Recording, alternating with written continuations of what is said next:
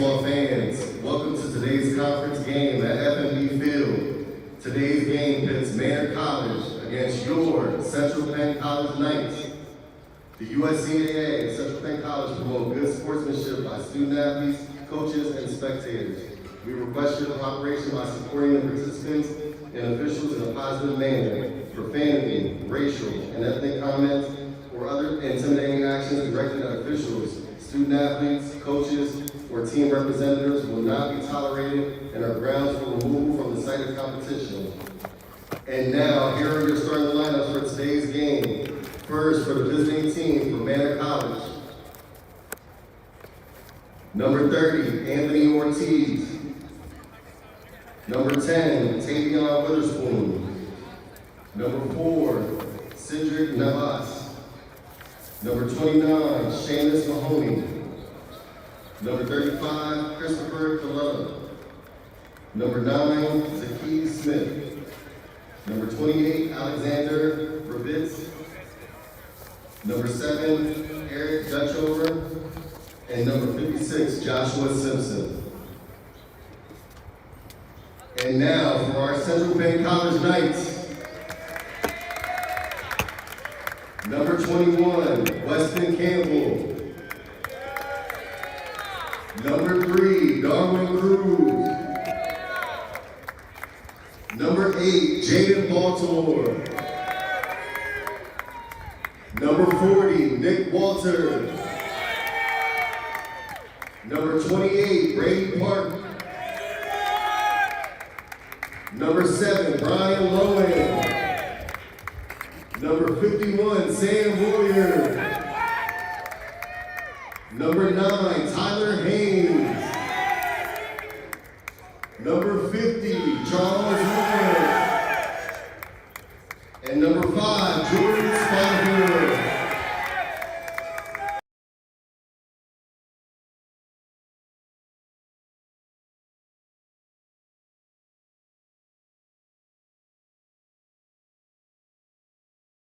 Our national anthem.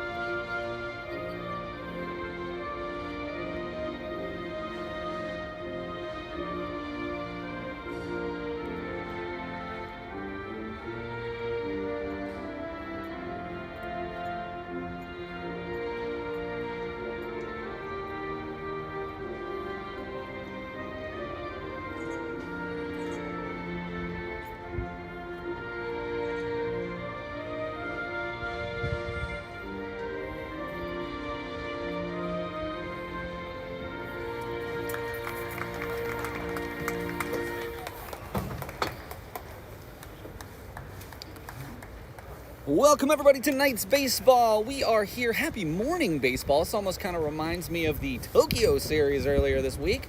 But Paul Miller, Steve Hassinger out here with you from FNB Field as the Knights take on ESAC rival Manor College. Manor College coming into this game. It's been a tough go of it for them to this point. They have struggled thus far in the season, 0-6 coming into today. But hey, that's the thing about baseball, is that things change and, your teams can get hot.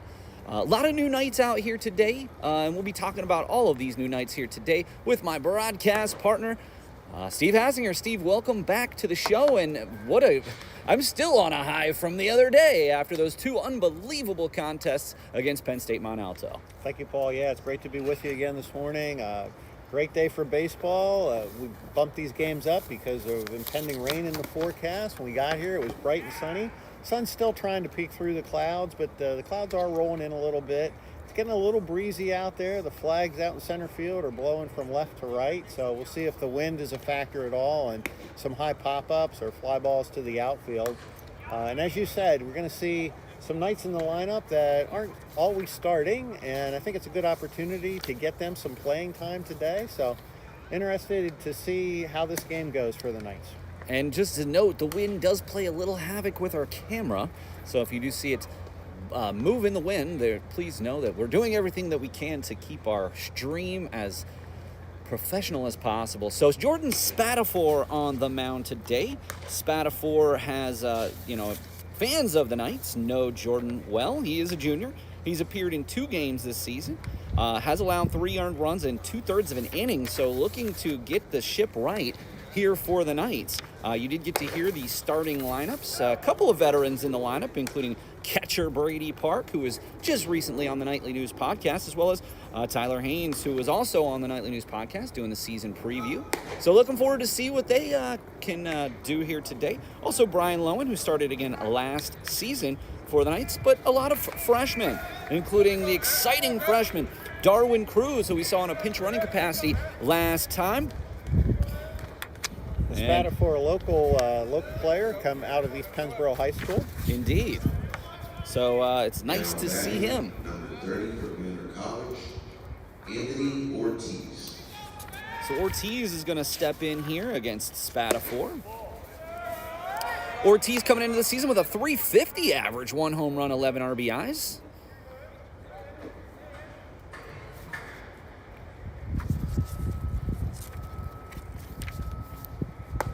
And Spatafor evens up the count at 1. 55 degrees at game time on this slightly overcast morning. Would you call this partly cloudy or partly sunny? Well, it depends if you're a pessimist or an optimist, Paul. I think there's an official way to determine whether it's partly cloudy or partly sunny. I wouldn't know what that is because I'm not a meteorologist, but I would say this is more partly sunny than cloudy personally, but as Spatafor runs the count to 2-2 on Ortiz.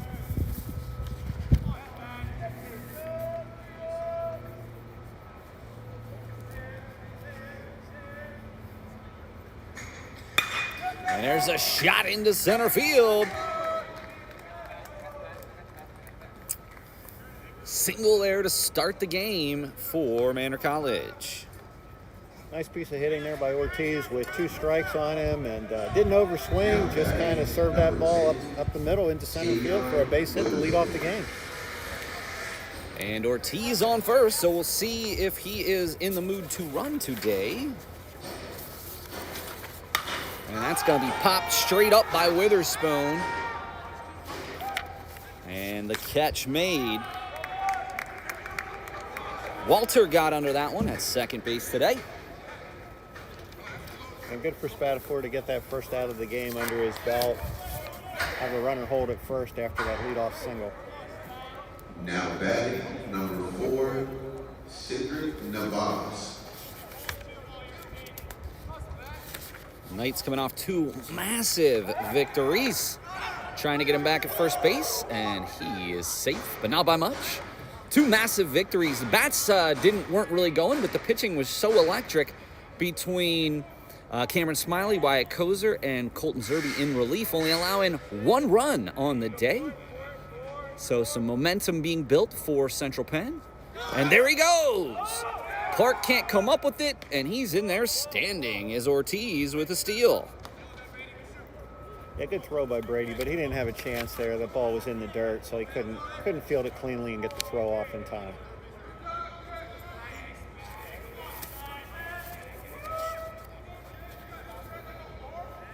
And the pitch from Spatafor inside. 2-0.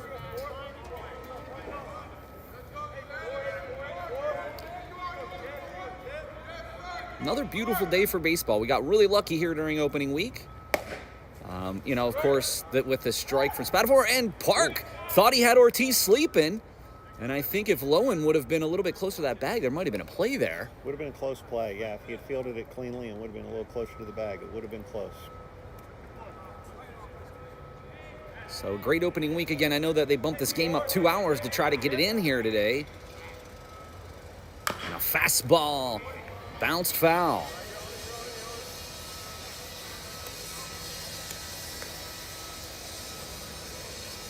Two balls, two strikes, one out here in the top of the first inning. And that sun comes back out and it feels great. And this is going to be a tough play. Can Lowen make it? And he does, but that does move the runner over to third base.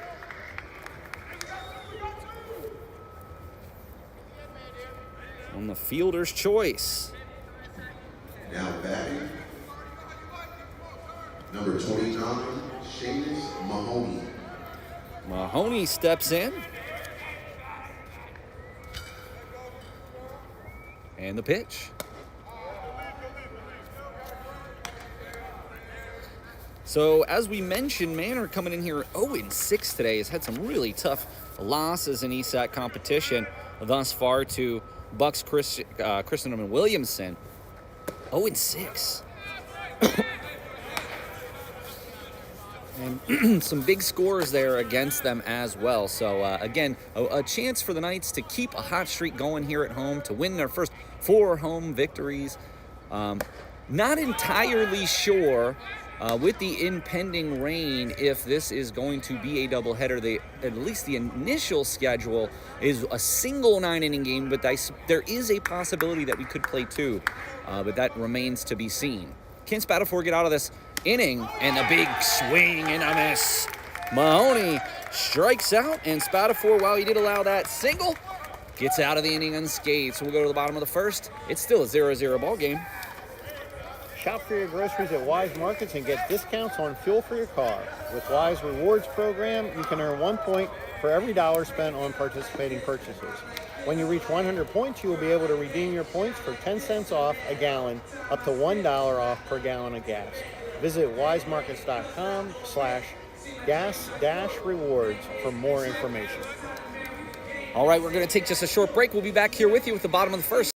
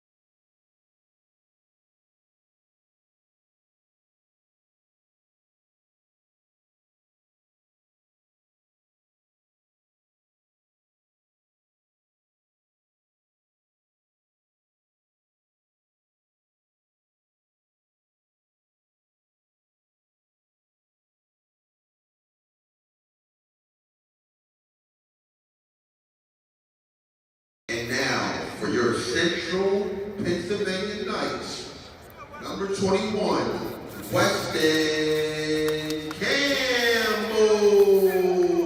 Weston Campbell steps in. 1 for 2 on a season. Does have a stolen base. Hasn't had a lot of opportunity, but the same could be said for some of a lot of the players today. But again, this is a good opportunity to see some of the new Knights. Weston Campbell from Burnville, Pennsylvania.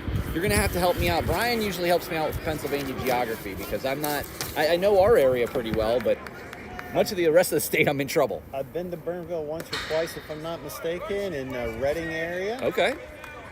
I think one of my former colleagues many years ago in the 90s lived in Burnville. 1 ball, 1 strike. And he looks like he's got a big 12-6 curveball, but that one didn't break back down into the zone. 2-1.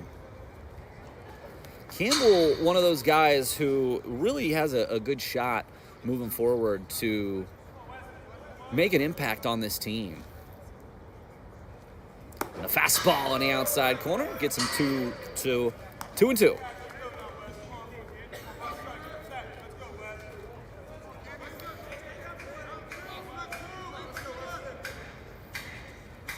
And the 2-2. High again.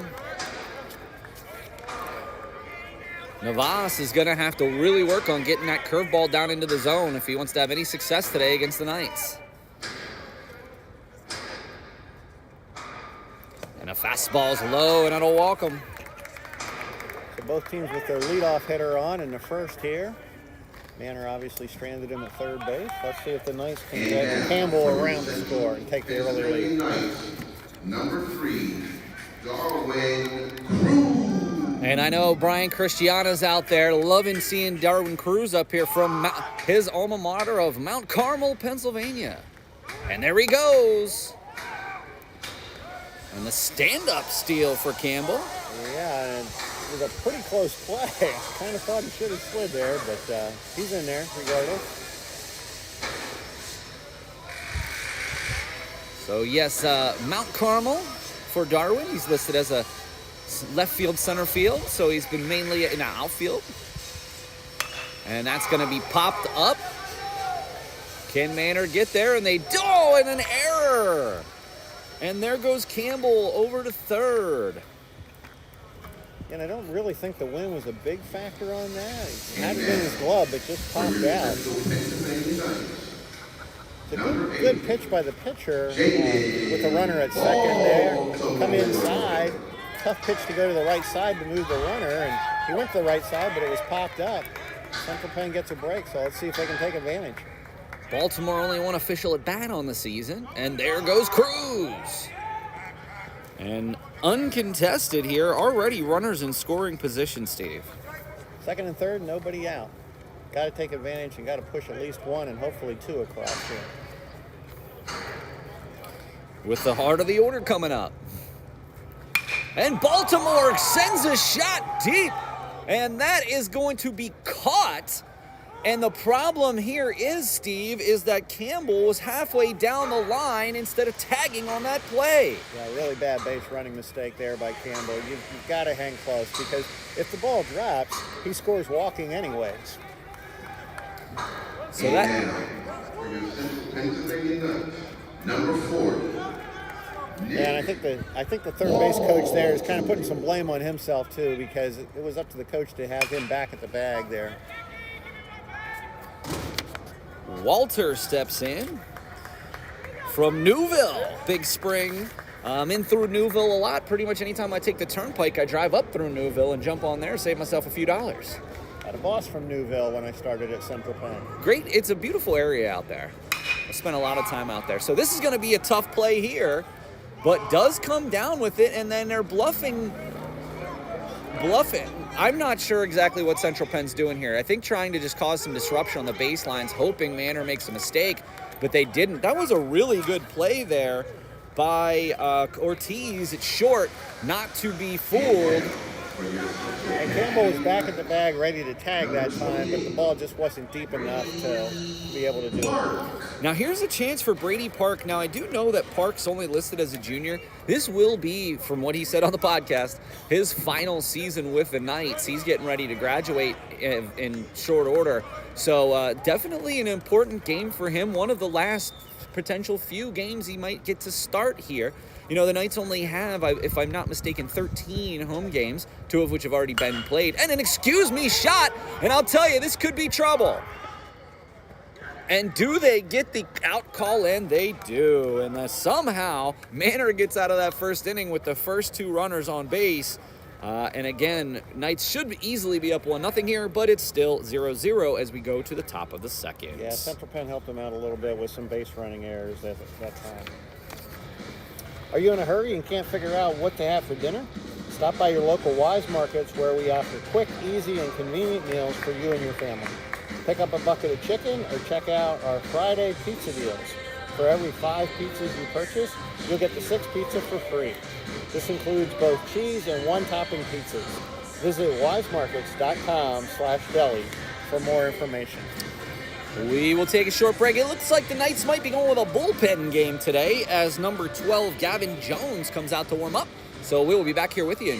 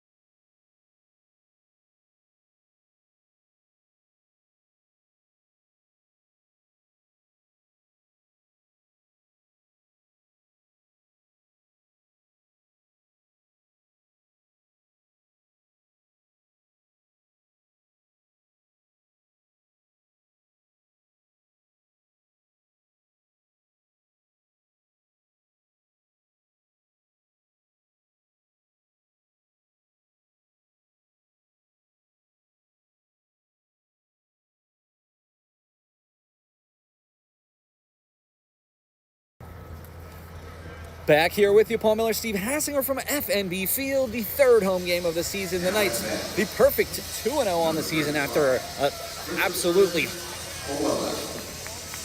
high-intensity, high-stress games. That 1-0 game, Cam Smiley, one of the best games I've ever seen anyone pitch. We do have Gavin Jones out here today, the freshman from, I know you know this place, Millerstown, Pennsylvania? It's up my way. I'm a Snyder County guy. Millerstown is not that far. I come through there every morning when I come to work. My ancestors were from there. I'm not 100% sure, but it's a good guess, seeing as it's my last name and all. Yeah, that's true. So who do we have here but Colella, number 35, the first baseman. Now, Colella did play last season with the team, had no home runs, 9 RBIs, and a 182 average last season. Outside from Jones. Jones does have some good velocity. I really like the fastball. First time we're getting to see Jones here on the broadcast.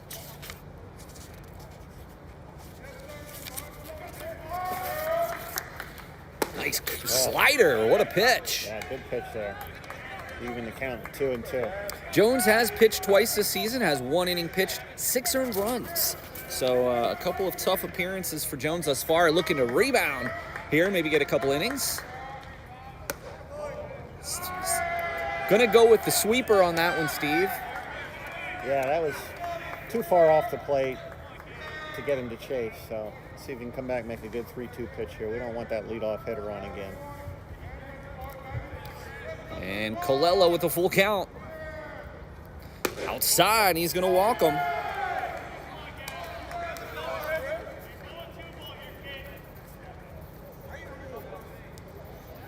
You know, Paul, you talked about going with a bullpen game, but Spatafor, as you gave his stats, hadn't had a lot of opportunity and hadn't had a lot of success so far.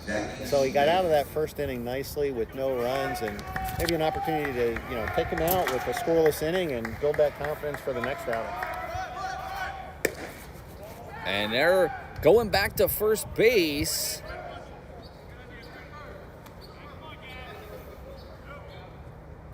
Can't get Colella, who has had a big lead there.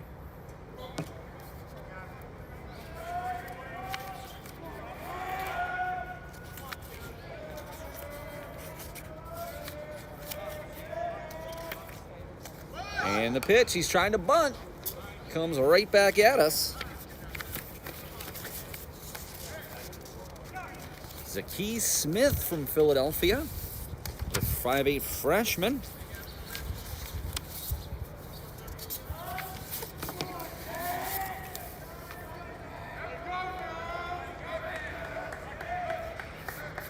And Cam Jones pitch around this leadoff walk. He's trying to bunt again, throws behind him. Jones struggling to find a plate here, Steve. Yeah, good thing he's not real tall. As you said, 5'8", and he just ducked right under that ball. And don't be too concerned with the runner at first here. I don't think we're going to see a steal situation here, and you really just want to get this batter out. The 2-1, another bunt, and he offers but comes up empty. Count back to 2-2. So what was your, what is your insight on how to pitch around somebody who's obviously trying to bunt? Well, I don't know if I would pitch around him in this case. He's trying to give you an out. You've got a runner at first, not that fleet of foot. I would come in there and make him put the bat on the ball. Of course, now with 2 strikes, obviously they're going to take it off. And runs back-to-back full counts for Jones. And this is the danger if you are trying to be kind of cute with him, is now you got a full count, and if you're not careful, you get ball 4, you have first and second with nobody out. And he swings and misses on the sweeper. And he battled there, did Jones, but ultimately comes up with the strikeout. Yeah, good 3-2 pitch by Gavin there. That would have been a tough pitch to handle. So Rebitz here steps in.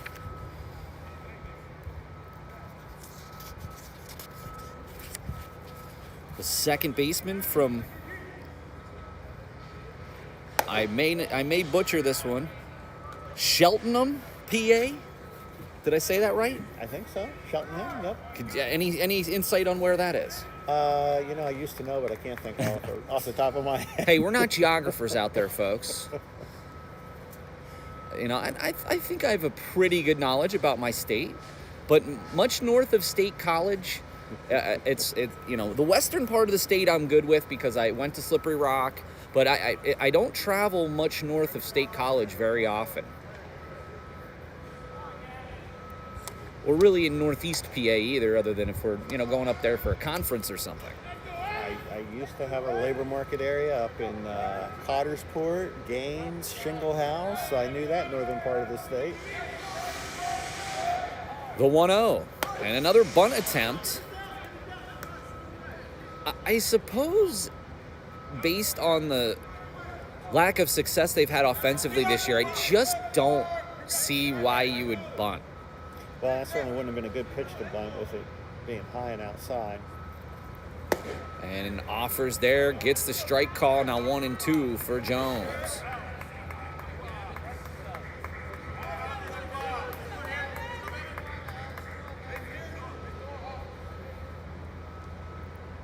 One ball, 2 strikes for Jones as the Knights look to keep their home winning streak alive. They've won their first 2. Looking for another victory here today against Manor. And there's a shot right back up the box. And he can't come up with it, Ken Lowen. But they get the force out anyway. That was a tough play. Lowen kind of ate him up on an in-between hop, but did stay in front of it. I got to give him credit with that. And Weston Campbell made a decent play there to get the out. Yeah, good job to stay with that. He knew he had a slow runner, and the runner held up a little bit, thinking that it might actually be caught on a line drive, so he didn't want to get doubled off. Dutch over. And a bunt there, trying to bunt for a base hit. And gets him out at first. So an interesting inning to say the least. Another leadoff batter gets on, another 0 put up for the Knights, and we're going to go to the bottom of the second. Still tied, 0-0.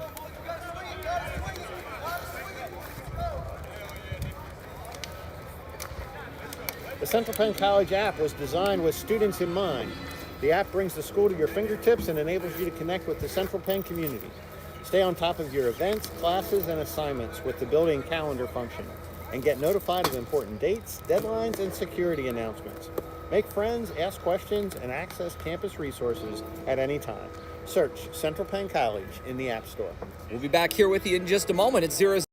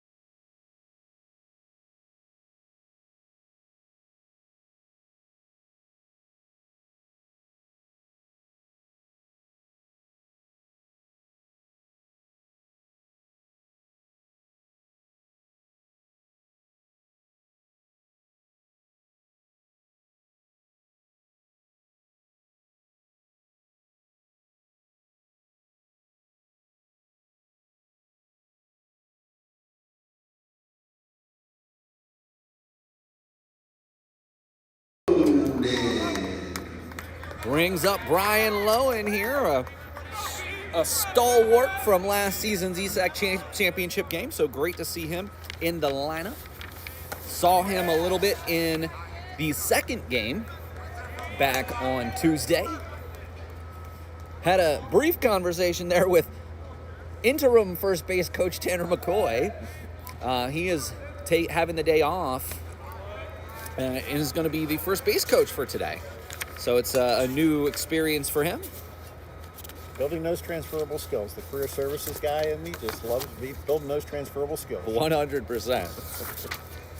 Now, part of the reason I think that you're seeing this, Steve, is the Knights' schedule. Games Saturday, Sunday, Tuesday, and Friday. So a doubleheader Saturday, a doubleheader Sunday, and a doubleheader next Tuesday. So within the next 6 days, 6 games. Right. So I think that this sort of came at a good time. And again, they just played 2 days ago. Yeah, and if you talk about a bullpen game for the pitchers, again, if they throw 1 inning today, maybe 2 innings today, you can have them available for this weekend if you need them. And I think they would need them this weekend, most likely. Number 51, Sam Royer. Neither team has gotten the leadoff hitter out. Lowen not even waiting. And the slide, and he's in there with the steal for Lowen. Yeah, good jump by Brian there. Wasn't a bad throw by the catcher, but he just beat the throw.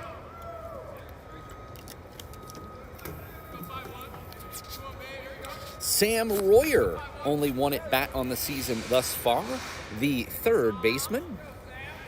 Let's see if Sam can hit the ball to the right side here and get the runner over to third with less than 2 outs. Royer from Altoona. I do know Altoona. I did go to IUP. And it looks like he misjudged it in the outfield, and it gets by him. And they're going to hold Lowen. And the double for Royer. Good hustle by Sam there to get the second on that ball. It looked initially like it was going to be caught, but he wasn't just lollygagging down to first there. He was running the whole way and allowed him to take the extra base. Runner could not score from second because he had to hold up because, again, it looked like it was going to be caught, but misplayed it at the last minute there. Now we have second and third, nobody out. Deja vu all over again, Yogi would say. Indeed. Haynes up to the plate. Did get to know Mr. Haynes on the podcast. He made an appearance. Of course, you can always go to our YouTube channel, which is where you're watching us, and check out that podcast. The season preview. We had Dalton Kohler, Brady Park, and Tyler Haynes. And there's a shot. But that's going to be right at the left fielder, and he can't come up with it. This should score 2. Oh, he's going to hold him. Yeah. Haynes And with again, the double. That runner had to hold at second because it looked like it was going to be caught. Certainly should have been caught. The runner this time at third was tagged up and ready to score if the ball was caught. Since it wasn't caught, we've got second and third again with nobody out. And Charles Lawrence, the freshman from Middletown. Lawrence in right field today as the clouds sort of roll in here. I don't think we have any threat for weather for a little while, but the clouds are moving in. Take a quick peek at the weather. Yeah, definitely getting darker. The clouds that we initially saw were white fluffy clouds, getting a little bit darker, so definitely some rain on the way. And there's a shot down to the right field line, and this is going to clear the bases, and that's all the way over in the corner. He's waving him home. He is waving him home, and inside the park, home run. What a play from Lawrence. Going back to touch home just to be sure. I think he touched it on the way through, but don't see too many inside the park home runs without a throw even being made. But that ball was perfectly placed, probably about 2 feet inside the foul line, down the right field line, and the right fielder was actually playing over towards right center a little bit, so he had a long run to get to that ball in the corner. Number 21, Weston Campbell. Back to the top of the order as the Knights lead 4-0. And like you said, Steve, there wasn't a whole heck of a lot that right fielder could actually do. I mean, again, to your point, he hit it as perfectly as he can. Simpson just had no chance out and right to get there. No, that was a very long run to get there. By the time he did get there and tracked it down, and the ball kicked right into the corner out there, so a little tough to field and pick up and get back in, so no chance.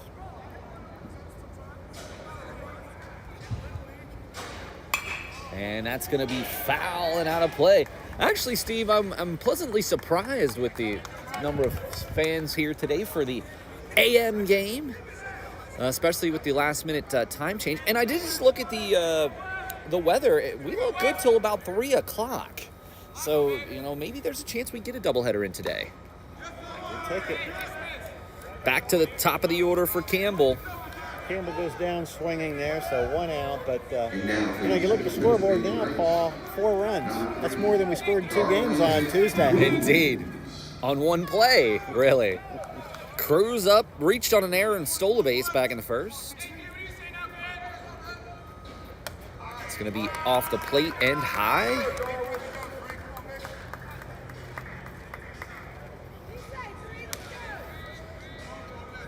Cruz from Mount Carmel, as we mentioned. Another one of those freshmen looking to get established here on the team. Cruz gets the strike call. Excuse me, Cruz at bat. Navas gets the strike call 1-1.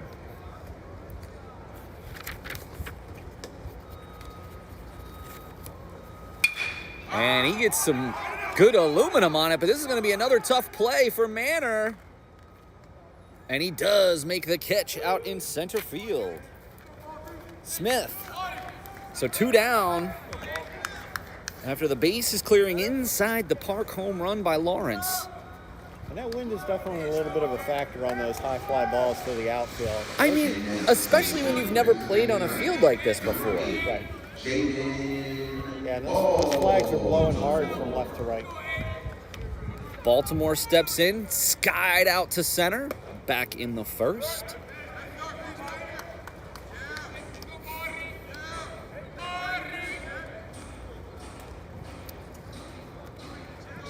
inside the park home run here. That might be my first ever inside the park home run call, Steve. And this is going to be a tough play down the third baseline. And Baltimore he's going for two. And they get it back in. And a double for Baltimore. Yeah, right between the third baseman and the bag, about 2 foot fair, and that left fielder had a little bit of a problem picking it up to get it back in, so Baltimore easily makes it to second base, and he's in scoring position with 2 out. And now, Pennsylvania Knights, number 4, Nick Walter. Walter skied out to the shortstop back in the first, and there's a shot deep.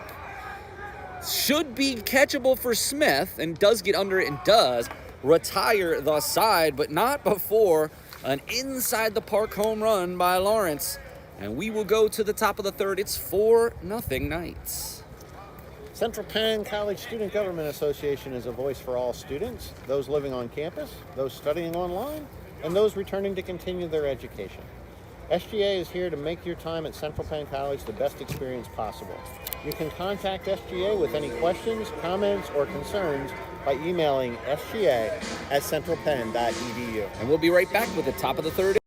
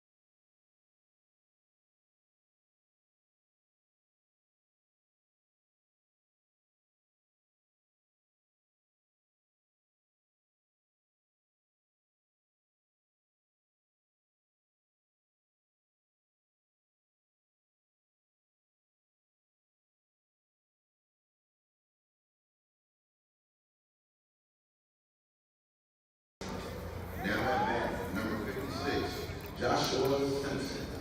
And Simpson steps in.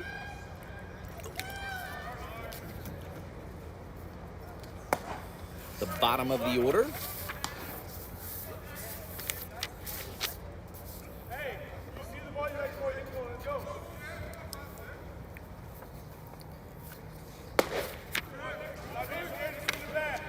We are seeing Anthony Garcia on the mound.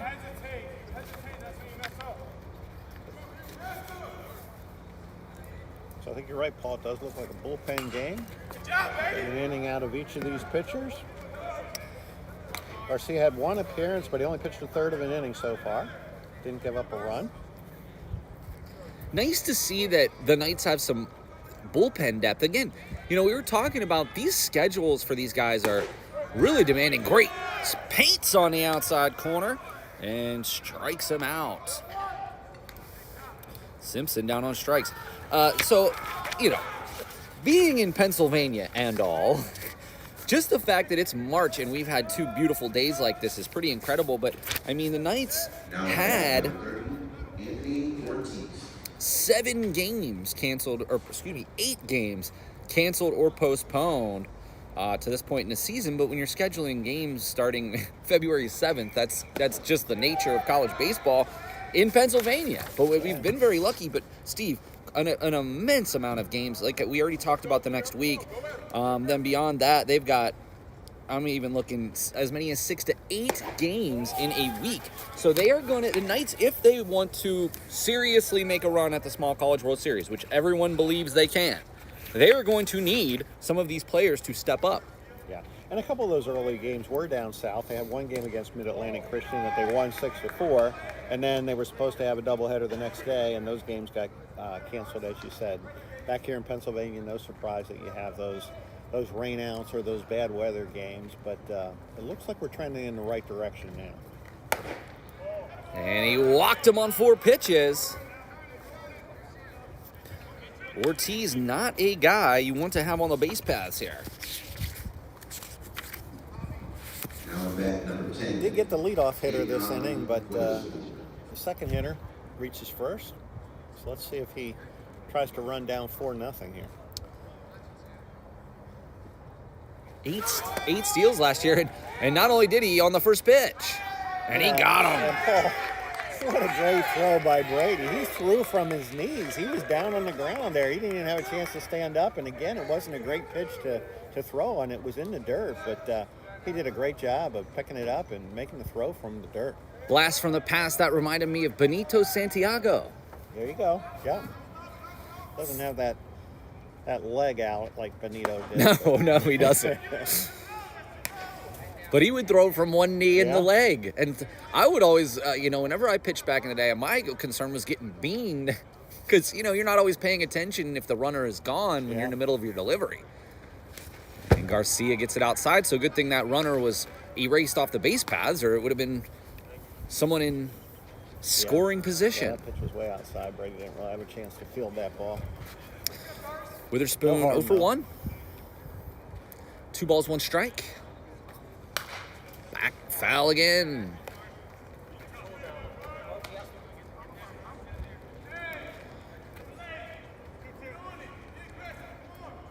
Up to 59 degrees out there, and the sun is out again, and the clouds again seem to have parted for a while.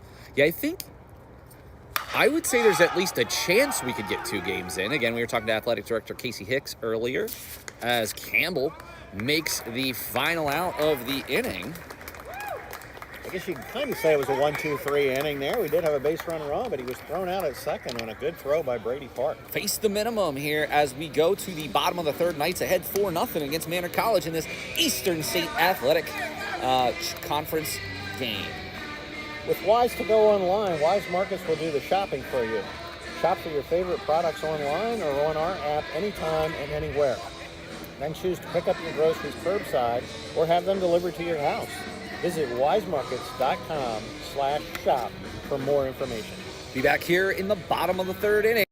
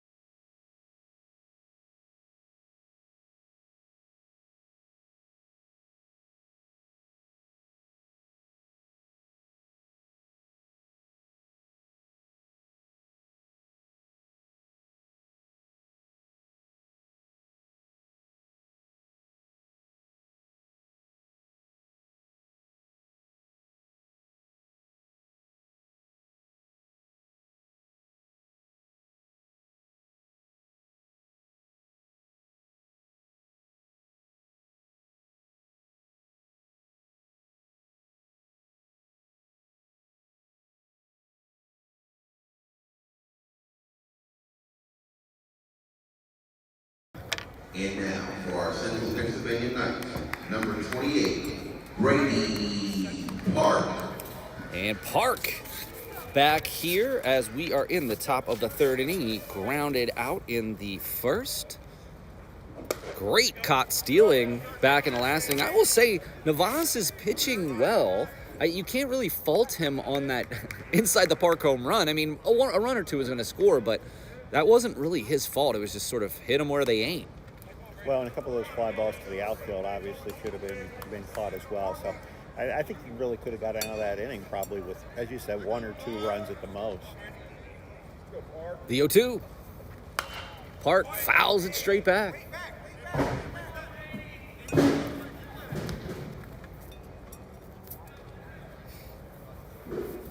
No balls, two strikes here for morning baseball from FNB Field, home of your Harrisburg Senators. Talked a little bit about the Senators last week. Keep an eye out. Save the date for April 8th. Steve, I will be here with my son on opening day. Let's hope it's a day like this, because that would be a great one. And Brady Park down on strikes. Yeah, always great to come out and watch the Senators game. Just such a family-friendly atmosphere. So many fun things that they do in between innings, competitions, and so forth. And even if you're not a huge baseball fan, and I can't imagine anybody that's not, but I know there's some. Certainly not anyone that's watching this broadcast, I would hope, is a baseball fan. But I mean, I suppose it may be some parents or family members out there aren't necessarily huge fans, but... My wife isn't a huge fan, but she tolerates me. I will say that my wife, not the biggest baseball fan, but loves the Senators. Not even just loves to go to live games. Yeah. Loves it. I mean, we would go to a live game every night if we could. Yeah. And my son obviously is a huge baseball fan. Yeah. Literally, if we go to see a game every night of the week, we'll go to the local Twilight games in Mechanicsburg, and that's some good baseball down there too. That's fun, and of course free. Yeah. Of course, Senators games are relatively affordable. I got a really good deal over the holidays, and of course you can always sign up for their email list. And we do truly appreciate our partnership with the Senators as Lowen pops one down the first baseline and out of play. We really appreciate our partnership with the Senators, and if you talk to any one of these players, they will just tell you from ear to ear how much they love the opportunity to play here at FNB Field. And it's in great shape for this time of year. And Paul, not only the partnership for our team to play here, but we have an employee here now. We've had interns here. Last year's intern of the year was one of our former communication students, and last year's sideline reporter, Abby Bresky, worked here. Kevon Davis, you'll all know him from our basketball broadcast, is now an employee of the Senators. So, of course, they're a pipeline for our students as down on strikes Lowen, and Navas is struck out back-to-back nights. Yeah, he's coming out throwing hard, throwing strikes here in the third. Number 51, Sam Royer. Royer had that double to get the party started after the leadoff walk to Lowen after he stole a base. 2 down here quickly, though, for Central Penn.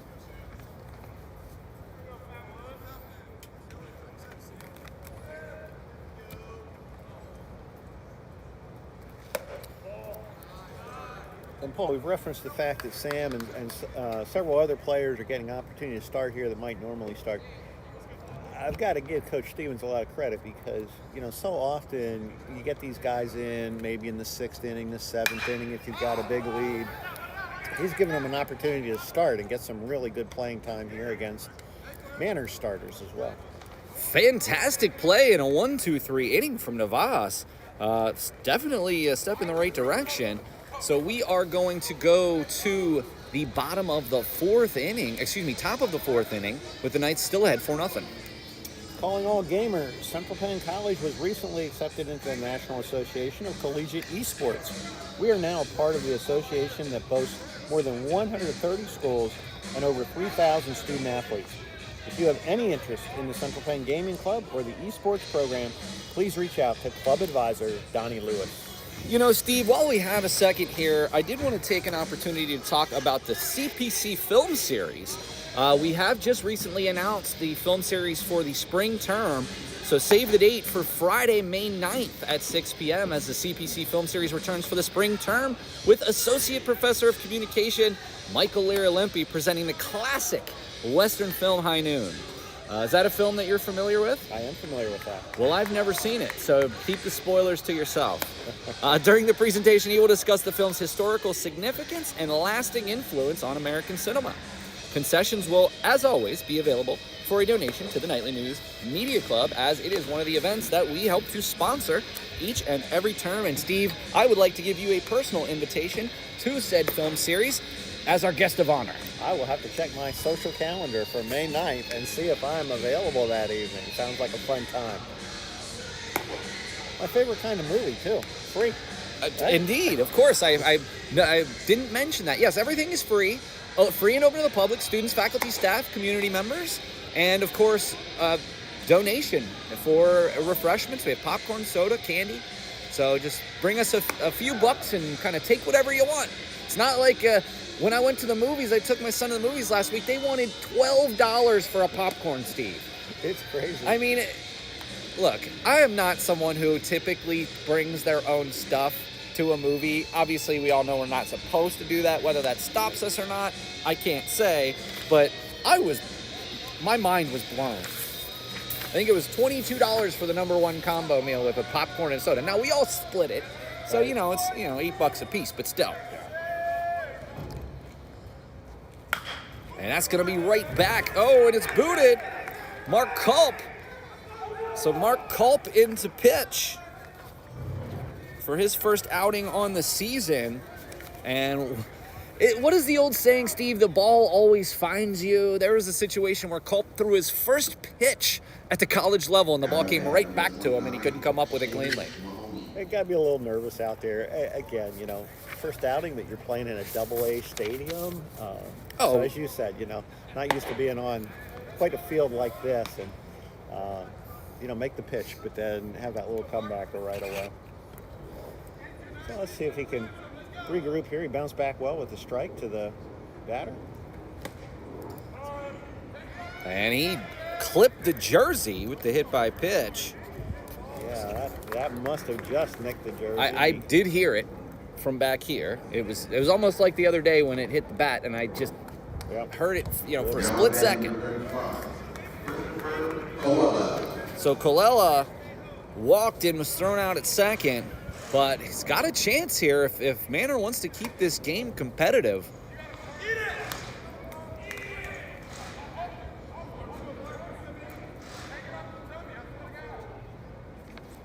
What can Colella do here?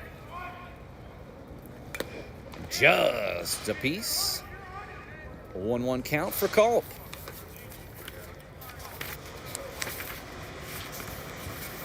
So Mark Culp from, I know you know this place, Sunbury, PA. Sunbury, Shikellamy High School, I do. Mr. Cristiano was just there not too long ago calling a game. So he's got to know several of these guys.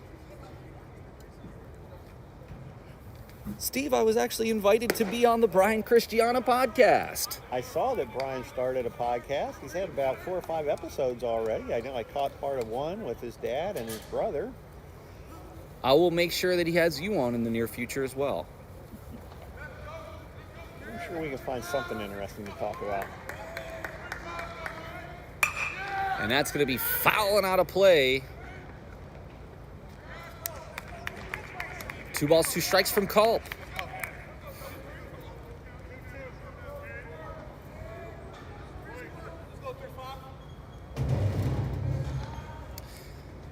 $59 degrees. I mean, gosh, if you would say right now that this afternoon, evening is going to be ugly, I'd call you a liar because it's about as nice of a day as possible. Yeah, it doesn't look like it. It did say after 3 p.m., so... Big pitch here, 3-2. Obviously doesn't want to load the bases with nobody out. And that he does. Now, even though this is a bullpen game, I mean, at what point, if you're Coach Stevens, do you maybe go give him the hook? I mean... Yeah, you got a few runs to play with, but now obviously the tying run is coming to the plate, so you'd like to see him really get an out or two at least here, though. They're shading infield in to try to make the play at the plate. Jackie Smith did strike out back in the second inning. Yeah, and a second baseman and shortstop are at double play depth, so I think they have a feeling he might bunt, but it's not showing any signs of bunting.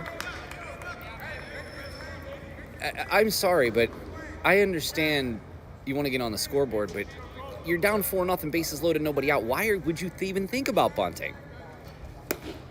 Especially as wild as Culp has been here. Well, and up 4-0, I wouldn't try to get the play at the plate either, unless it was an easy out at the plate. If it was a ground ball to the infield, I'd try to get the double play. Just catches the top of the netting.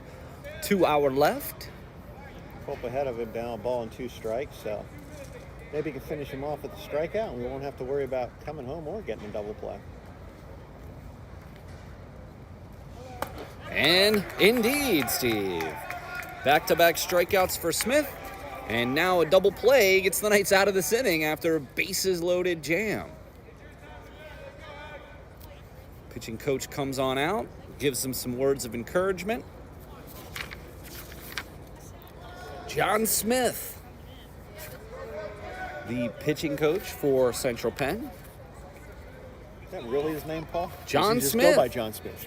And unless the website is incorrect, I've not yet gotten to meet Mr. Smith. That's going to be outside. So Rabbits, who grounded into a fielder's choice back in the second. 4-0 here. Sorry, Steve. No, after bases loaded, nobody out. He has a chance to get out of this if he could maybe throw a double play ball or get another strikeout here. But he's falling behind 2-0. I mean, if that was very close on the high end of the strike zone. It's like taking all the way there, and it's now 2-1.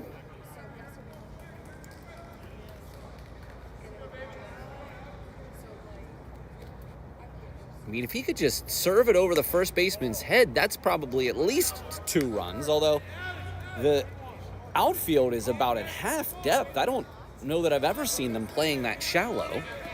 Yeah, they are fairly shallow, so they must not feel that he has much power. And he walked him. Walks in a run. I'm sure Rabbits will take that RBI. Yeah, Manor gets their first run, so again, take it any way you can get it to try to dent the scoreboard here and get started. And now you still have the bases loaded with 1 out. Dutch over. Again, we mentioned this earlier from Milton Hershey. So nice to see him getting some time today. 0 for 1 so far. And a big hack.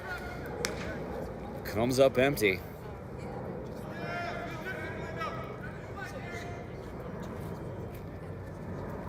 And strike 2. It is nice to see the veteran Brady Park out here working with all of these pitchers. I think that definitely was a decision Coach Stevens made, that he wanted a veteran presence out here between, Park and Lowen, in addition to some of these other folks. And Dutch over, down on strikes. Yeah, Brady, a good calling presence out there. And he's had a good game behind the plate as well, throwing out a runner at second base from his knees and doing a good job catching the game and calling. Up steps Simpson, who struck out. At bat, number 56, Joshua Simpson. Okay, 2 out now. Can't worry about that run that you walked in or loading the bases. Just got to concentrate on the batter and get that 3rd out. I think after about the second batter of the inning, I think Culp realized that and is just really trying to hit the strike zone here. There we go. He's throwing fastballs, which is what I would recommend here with the bases loaded and the bottom of the order. Yeah, and he hasn't had much contact from the hitters when he has thrown those strikes. So he gets the called strike 3 to end the inning. And even though he allowed a run and walked 2, Steve, including a hit by pitch, means 3 walks, did strike out the side. Yeah, but he came back. He did a good job hanging in there, came back, and got out of it with just 1 run. So Central Penn still has a 3-run lead as we go to the bottom of the 4th here. We are going to step away for just a moment. We will be back with the bottom of the 4th inning as the Knights lead 4-1.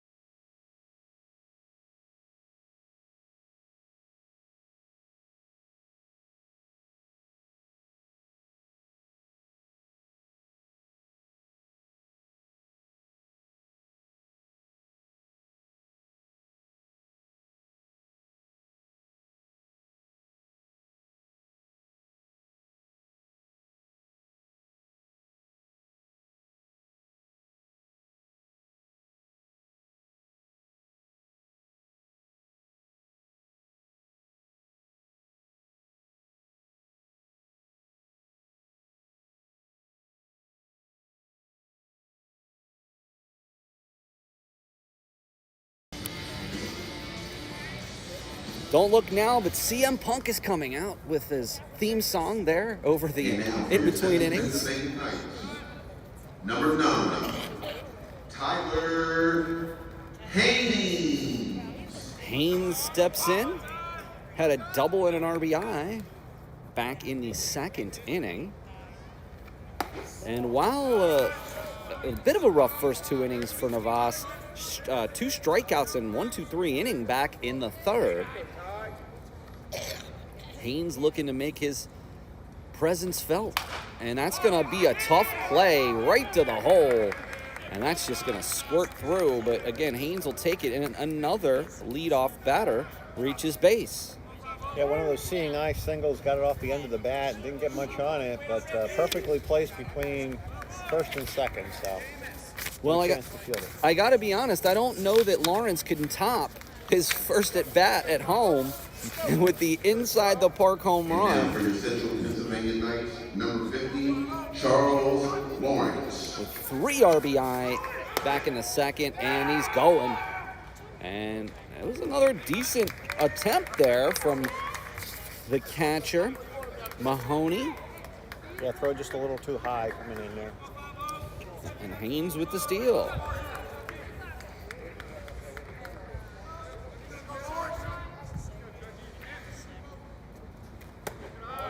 Upstairs, and this is going back to what Navas was dealing with the first 2 innings. That curveball just wasn't hitting the top of the zone. And that's such a tough pitch to judge. If he could just bring it down a few inches, that could be a devastating pitch. Problem with that is you got to watch out for the hanging curveballs. And again, you know, he's right there. Yep. You know, let's see if he gets the green light here or if he's going to take a pitch.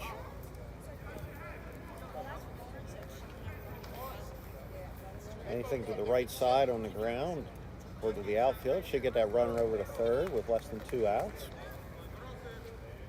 3 balls, no strikes. Is he going to have the green light?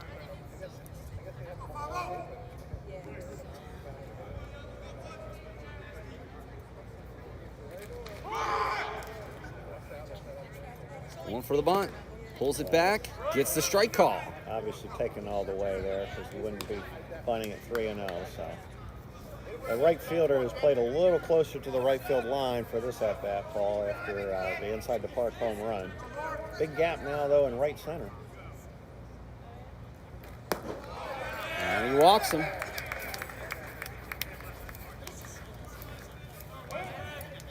First and second, nobody out with Campbell coming up. See if the Knights can add to that 4-1 lead. Weston Campbell. Campbell walked and stole a base in the first after being stranded on third base and then struck out back into second. And there they go. And he's going to second. No one's covering the bag. The delayed steal there gets Lawrence to second. Yeah, and as you said, just nobody covering the bag after the throw down to third. So he saw that, and he's just going to take that extra base. And now you got second and third, nobody out. So Haynes with back-to-back steals. And now you got, as to Steve's point, 2 runners in scoring position. Campbell just needs to hit one to the outfield and should be a run. It's going to be outside, and now Navas really struggling to find the plate. 6 consecutive balls here, Steve.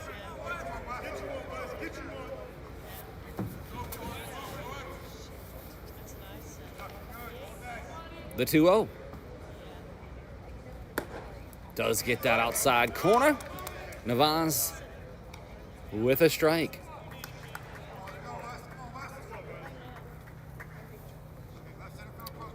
(4-1) here, bottom of the 4th. Looks like we probably will only get 1 9-inning game in here today. But we're still up in the air on that one. Like I said earlier, I talked to Athletic Director Casey Hicks, and she said depending on the time of the games, there might be an opportunity, since we're looking at about 3 o'clock to, before the rain comes in, that there is an outside chance we could get a doubleheader in. Those watching the game live, as that's fouling out of play to run the count full, This afternoon's thunderstorms and rain seems to be like it's going to be a pretty heavy event, so it's not one of those things where we could delay the game and play later. In fact, I don't ever recall a delay here. Usually once the rain comes in, that's pretty much it. Running the count to 3-2, but Campbell gets the walk, and back-to-back walks after that Haynes single. Loads the bases for Cruz. And now for your Central Pennsylvania Knights, number 3, Darwin Cruz. Reached base on an error and had a steal, and then flew out to the center fielder back in the second, but this is as good of an opportunity as he's had all season. And there's another one, literally a carbon copy, but that's going to get a run. Yep, runner second did not tag. Umpire almost got taken out there by Haynes running home. So Cruz was retired with the sac fly. Good job by Haynes there. He was on that and was back at the bag, tagging and ready to score as soon as it was caught.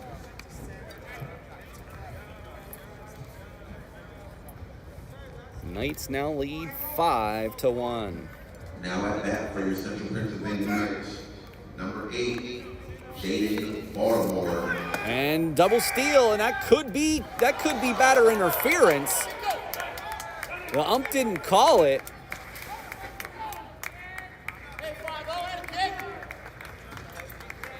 I'm actually really surprised they didn't call batter interference there.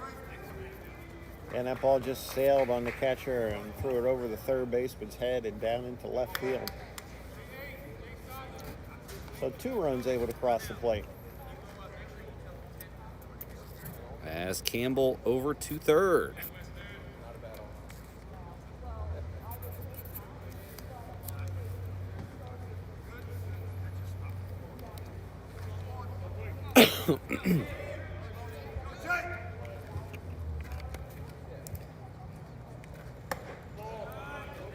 Outside.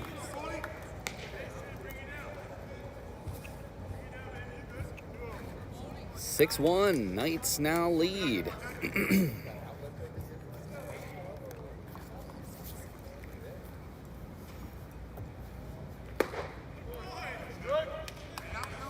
Two balls, 1 strike. Baltimore had that double back in the second inning. 1 for 2 on the day. Still just 1 out. And fisted that one. This could be an out, but the run's going to score. Nice play by Manor there to get the out. A good strong throw from shortstop to get the out. Didn't really think about coming to home, and Campbell was running on contact.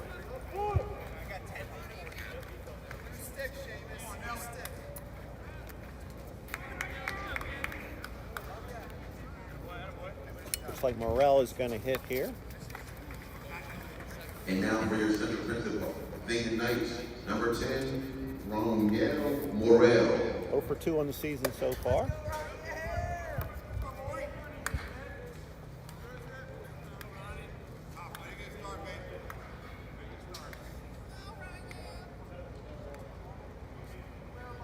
Base is empty now with 2 outs.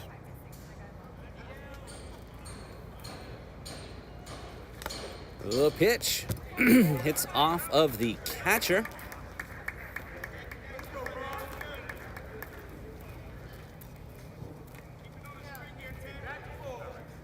So base is empty here for the Knights with 2 down. As Morrell steps in, has some power last season when he got some playing time.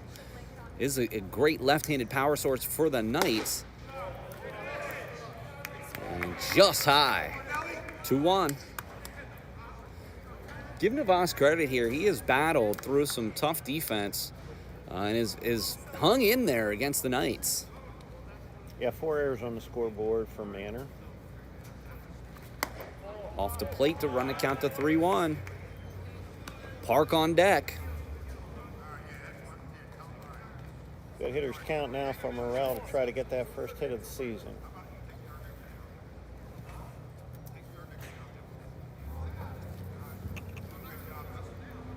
The 3-1.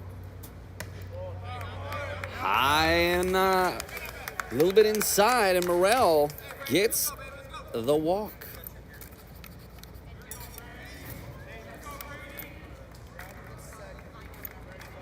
Brady Park shedding the catcher gear so he can come up to bat. And now for our Central Pennsylvania Knights, number 28, Brady Park.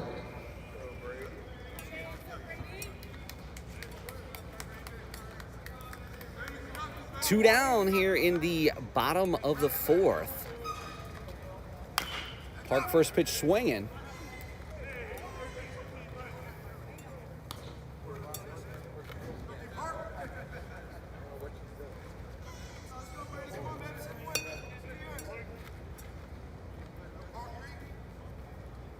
No balls, one strike, to Park.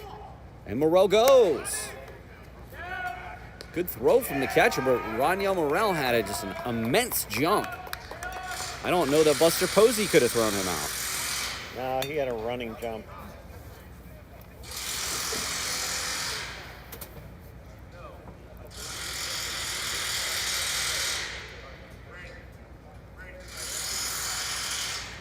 Not sure what the discussion is between the Manor coach and the umpire.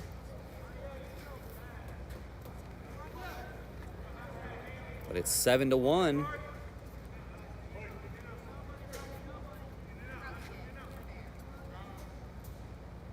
Second baseman comes in as Morrell's halfway down the line. And again, he would have had a wide open right side of the field there. Yeah, wild pitch down in the dirt. Catcher didn't really have much of a chance to block that. So now you got the runner at third with 2 out. And of course, there's more ways you can score from third than there is from second. And another wild pitch would do that, or a balk. Several other things that could happen to get that run in without even having to get a base hit here. Navasa pitch. High with the fastball. 3-1. Can Manor get out of this inning? See if Brady can get a good pitch to hit here.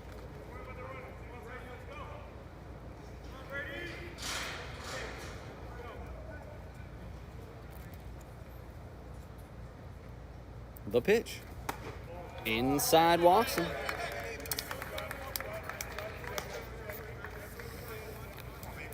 And now for our Central Pennsylvania Knights, number 7, Ryan Lowen.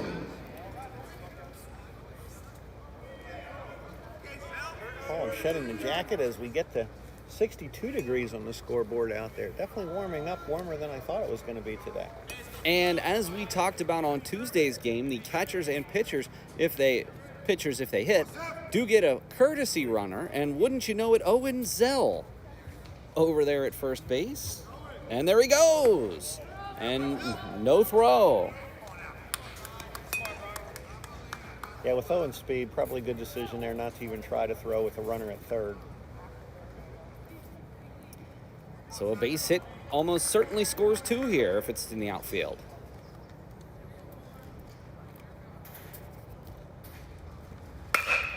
And right at the third baseman, can't get it, but he's got the guy coming into third. He had a shot, but the ball got too far away from him.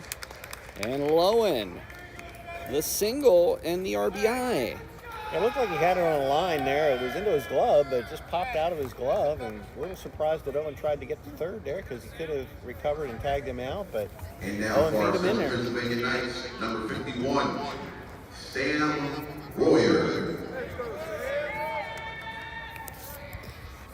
Back here for Royer as the Knights are batting around.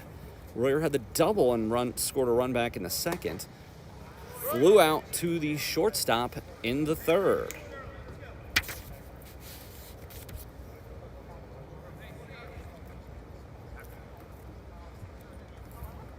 Knights with a couple of 4 spots on the board now in the second and in the fourth here.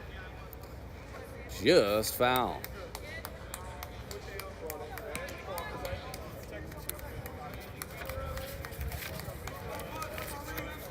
Again, Royer from Altoona listed at third base, left field, and pitcher.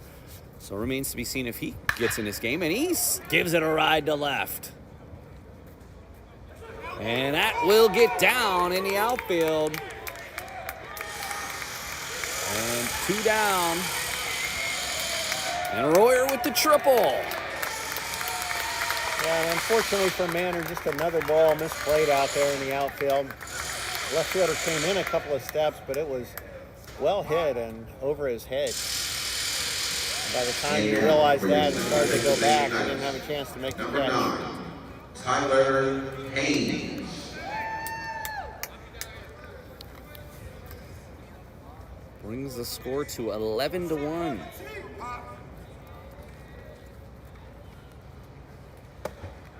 Haynes started off this rally here and has the chance to continue the barrage.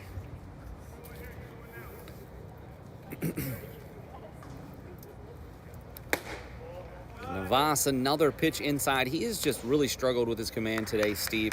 Had that 1-2-3 inning, thought he was getting it back last inning, and, you know, he is just... 7 men have reached base. He's had to throw a lot of pitches, too.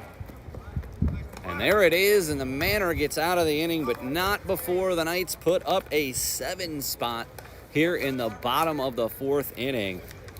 We go to the top of the 5th. It's 11-1. Weis Markets is proud to be an American-owned and operated company since 1912. We make our own ice cream and source our milk locally in Sunbury, Pennsylvania. Weis Markets also has its own meat processing plant in Sunbury, Pennsylvania. We keep our operations local to ensure great, fresh, Weis quality products for our customers. All right, we're going to go to the top of the 5th inning. Knights lead 11-1 as William Baker warms up. We'll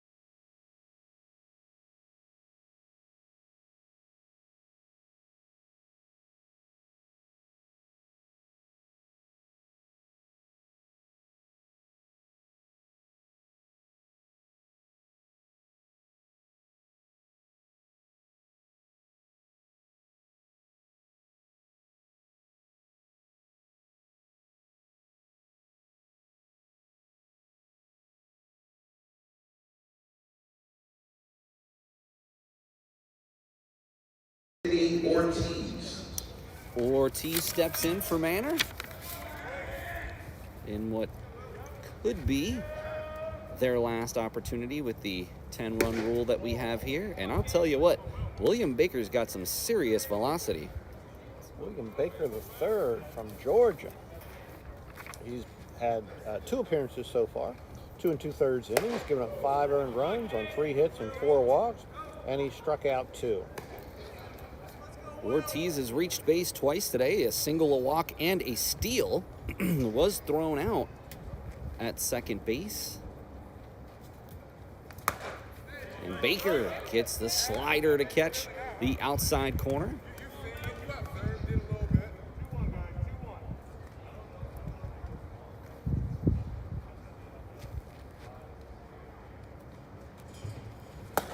Fastball right down the middle brings the count to 2. Hey, what, Paul, we're doing this game at lunchtime now. We're reading all these Weis Market ads. I mean, I'm getting a little hungry there. Ice cream and food to go, pizza. Oh, and hit by pitch, and I think that also caught both the catcher and the umpire. And with the velocity that Baker has, I'm just glad everyone seems to be okay. I think Park's just going out to the mound to give himself and the umpire a minute to regroup. But Ortiz has now reached base all 3 times he's come to the plate. And not really the kind of triple play that you want to see there. It seemed like it was a glancing blow on Ortiz, though. Still doesn't feel good, obviously.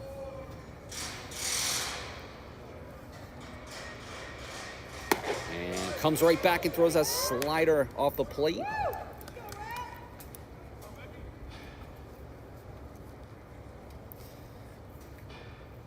To me, it looks like he's mainly throwing fastballs here. While it has sort of a slider break, it's still got some significant velocity, about the same as his fastball. And he had Ortiz leaning, but Morel couldn't apply the tag. Yeah, and that pitch seemed to have a little bit of rise on it, too. So you saw the batter swing right underneath it. Maybe it's a difference between a 2-seam and a 4-seam fastball. Maybe he's throwing a cutter of some kind. Low on the fastball for Baker. Impressed with the velocity. Yeah, I think Baker wanted that pitch, but it's a little bit low.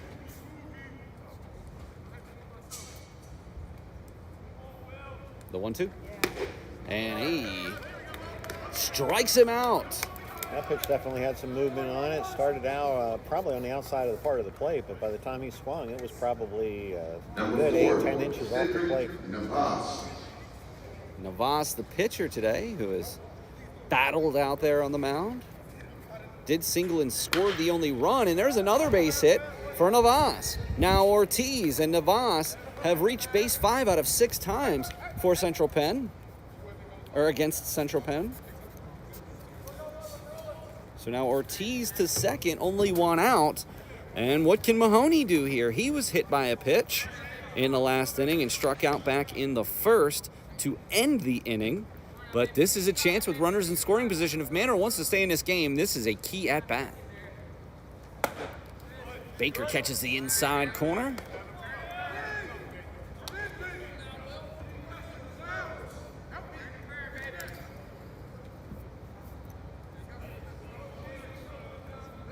The pitch, and he gets him quickly, 2 strikes. Mahoney has yet to get the bat on the ball to this point.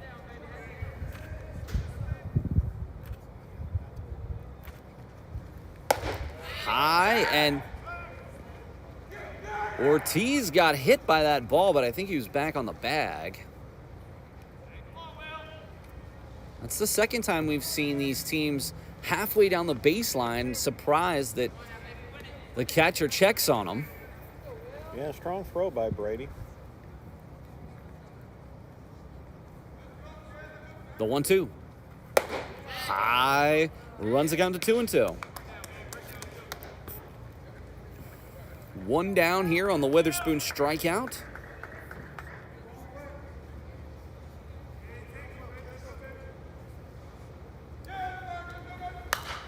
Coming right back at us.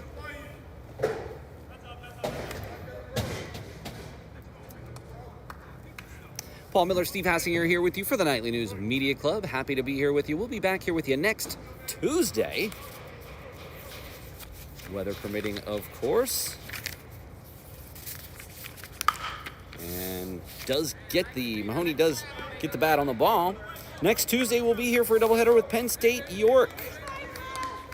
But in between now and then, they will play Christianum Saturday and Penn State Hazleton Sunday. 2 big contests. So, gonna remain to be seen what Coach Stevens is gonna do with the rotation, seeing as both Smiley and Kozer just pitched yesterday. Park is continuing to check on Ortiz.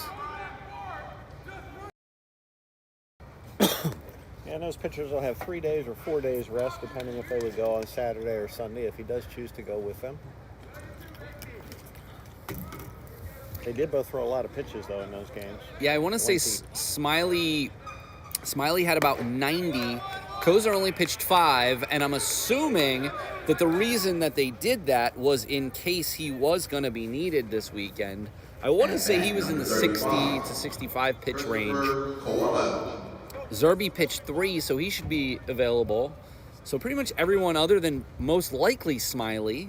I don't want to speak for Coach Stevens, but it seems logical that if he pitched 90 pitches on, Tuesday, that I guess it's feasible he could be available. And they were high leverage innings with a scoreless ball game or a 1-0 ball game in both games. 2 down. Ken Colella driving a run. That most certainly looked like a balk, but either way, it was the wrong decision. And the throw just gets away from Campbell there at second base.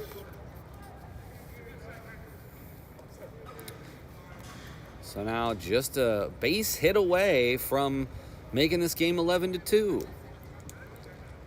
And even though it's 11-1, those are good teaching opportunities. Those are things you have to clean up moving forward.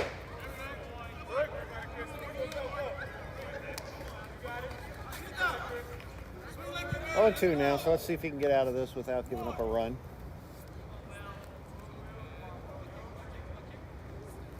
And he struck him out. Again, Baker did allow 2 base runners, and Manor threatened, but does strike out the side. Paul, we're talking about these Weis Markets ads making us hungry. Well, it's hard to study when you're hungry. The College Pantry can help. Central Penn College and your Student Government Association are committed to ensuring that all of our CPC Knights have access to food when they need it. Requests are kept anonymous and can be submitted online.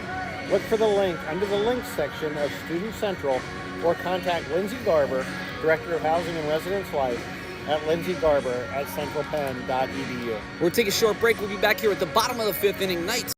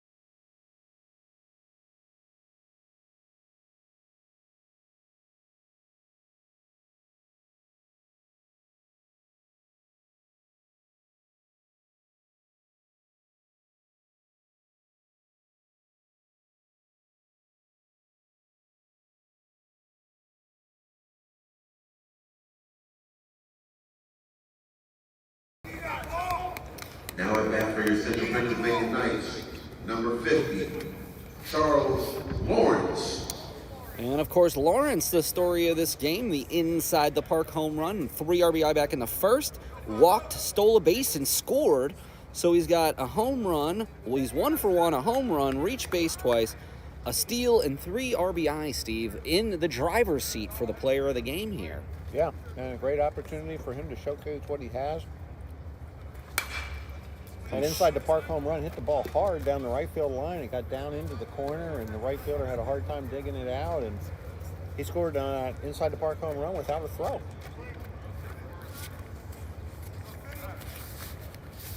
Looks like Dalton Kohler on deck.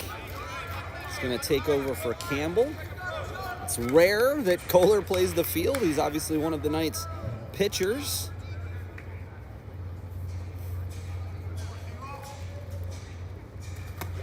Big cut. Navas strikes out Lawrence. And again, an 11-1 game, great opportunity to get some at-bats for these guys who don't get a lot of at-bats throughout the season. You need that depth, so you've got to establish that. And, every year, people graduate, need other people to move up and step into those important roles. So anytime you can get some quality at-bats for them, good opportunity. Of course, any of your fans of the Nightly News obviously know Dalton. A 4-year producer, commentator, did some play-by-play this year. The last games of the season, he got to work with Kevon Davis to do an all-student-led broadcast. I mean, he's just constant. He's our co-president on the recent podcast. I mean, there's really not much more I could say about Dalton. He's been such a valuable part of everything that the Nightly News does. And Stevie'd be here with us on the call, except he's on the field. So he's obviously busy. Well, if we were younger, we'd probably rather be on the field as well. But I think we are all going to be together in a few weeks. I believe he's going to be accompanying us or joining us down at the Phillies College Night, correct? Well, interesting that you say that. Okay. One of the games was unfortunately rescheduled. That they were supposed. This has been a couple of years in a row for Dalton that he's missed the college series night because of scheduling conflicts. Yeah, he was devastated that he had to let me know this week he wasn't able to make it.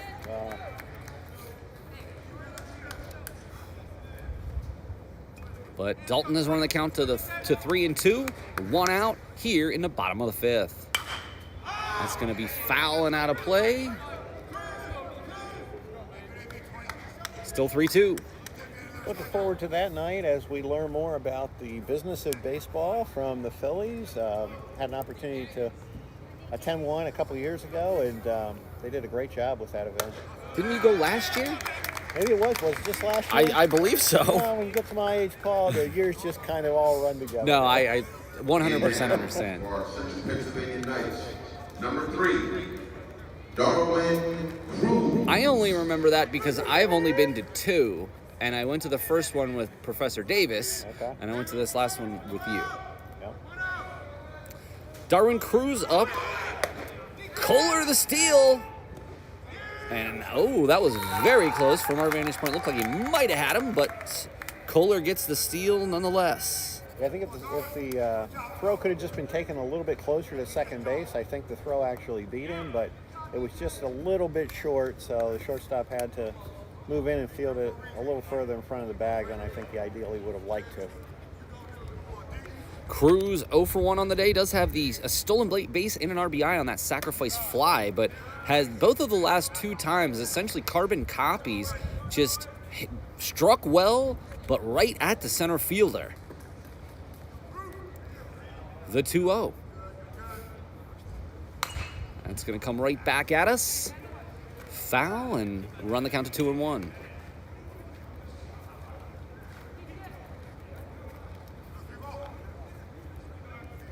And a coach playing ball boy there and coming out, retrieving that ball and giving it back to the umpire. What can Cruz do here? The coach for Manor is P.J. Hackett.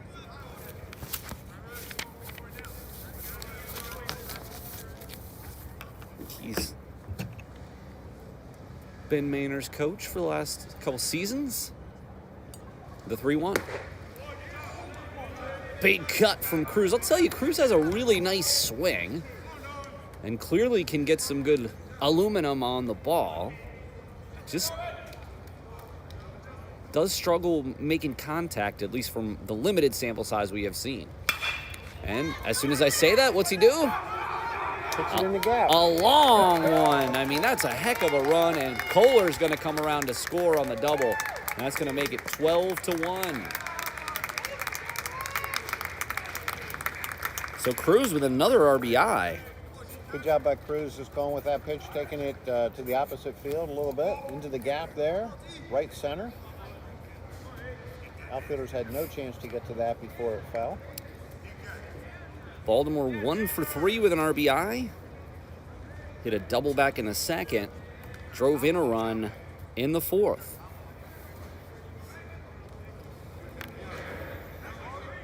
And now for Central Pennsylvania Knights, number 8, Jaden Baltimore.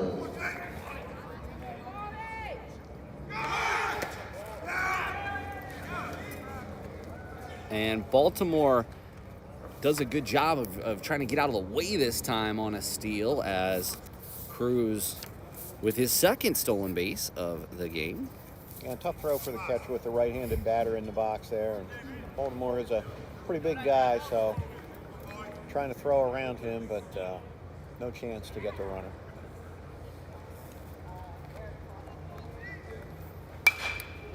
Baltimore straight back and foul. Baltimore wearing the orange and black appropriately. Although in this case, it's for the Knights, not the Orioles. Of course, that number 8 in Baltimore is not a jersey that anybody's going to wear anymore. No. And Baltimore, oh my gosh, down the line again. Did the same thing earlier. And boy, does he have some thunder on that swing. Another double here for the Knights. Oh, Baltimore's going for 3. And he gets down on a triple. Hit that ball hard down the left field line, and he didn't really stop coming around second there when he saw a little hesitation from the outfielder. And stumbled a little bit coming around second there. I suppose Chris Berman might have called that rumbling, bumbling, stumbling, but made it into third sliding. And Chris Berman, one of the nicest people I've ever met in my life. I had the opportunity a few years back to go up to ESPN and watch football with all the guys on Sunday. And Chris pulled me aside, and it was for a charity thing. Pulled me aside and spoke with him for about 10 or 15 minutes. I just recently lost my father, and he had lost someone very close to him due to cancer, and that's why the V Foundation, which is where I got the opportunity and experience, meant so much to him. So he was happy to sit and speak with my wife and I and I've looked up to Chris ever since I was a kid. You know, I told him, part of the reason I was so interested in breaking into this industry was because of him, and of course, he was very honored and got to chat with him. One of the most memorable days of my life. Yeah, it's an awesome opportunity, an awesome experience. And Navas just struggling to, get people out here. Only one down. Did strike out Lawrence to start, but walk, double, and triple over the last 3 batters. Has scored a run. And as the Knights threaten again.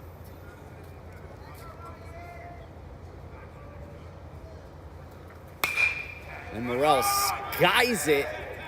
Hard to say what's going to happen here. That's a foul ball. Yeah, and again, I think the wind played havoc with that a little bit. The right fielder looked like he had a play on it. The wind just kind of kept pushing it closer and closer to the stands. Did land in play between the right field foul line and the stands, but the right fielder couldn't get there.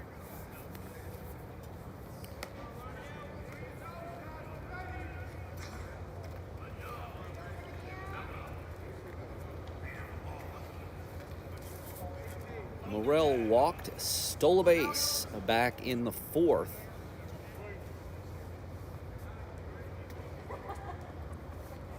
Two balls, 2 strikes.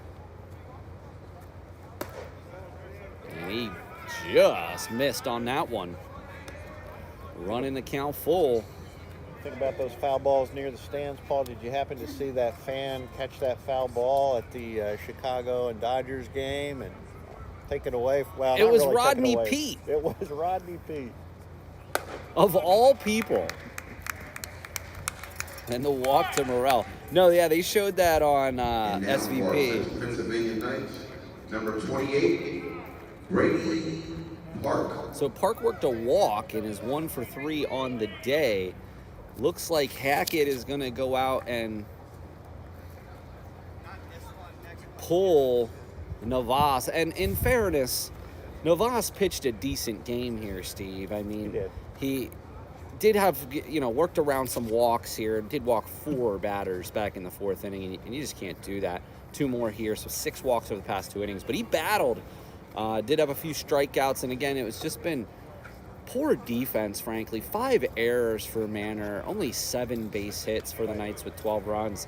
Hard to say what better pitch or better defense might do.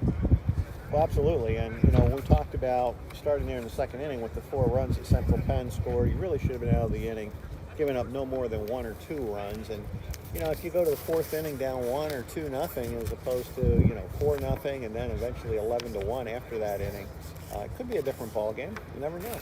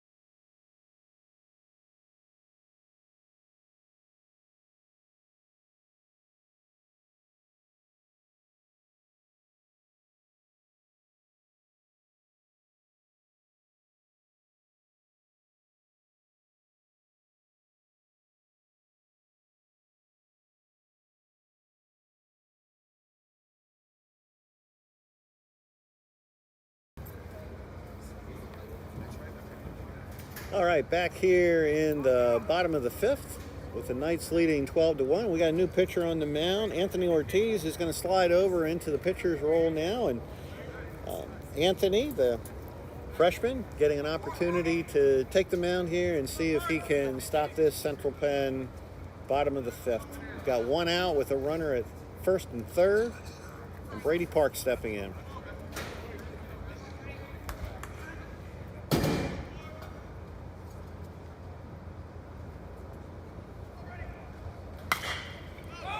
Clark swings at the first pitch and pops it down the third base foul line. The third baseman does make the catch, so we've got 2 outs. Runners at first and third.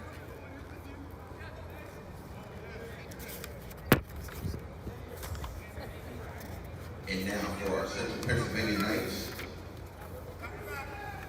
00, Caden Berry.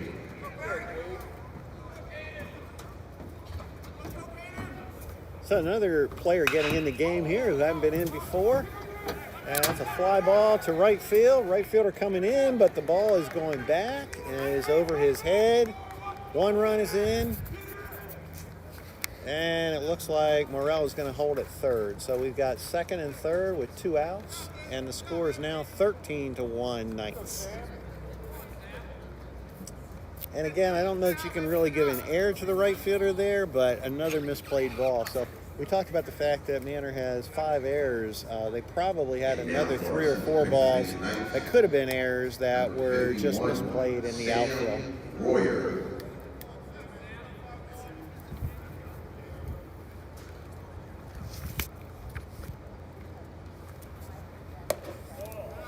First pitch to Royer, low and outside.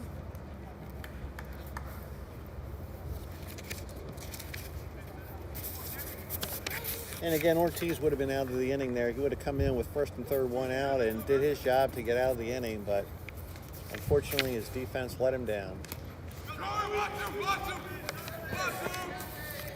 Does get away from the catcher there, but holds at third, does Morrell. Got a little surprised. I thought he might try to come in there, but again, it's 13-1, so. 2 down here, so can Ortiz get out of this jam with second and third?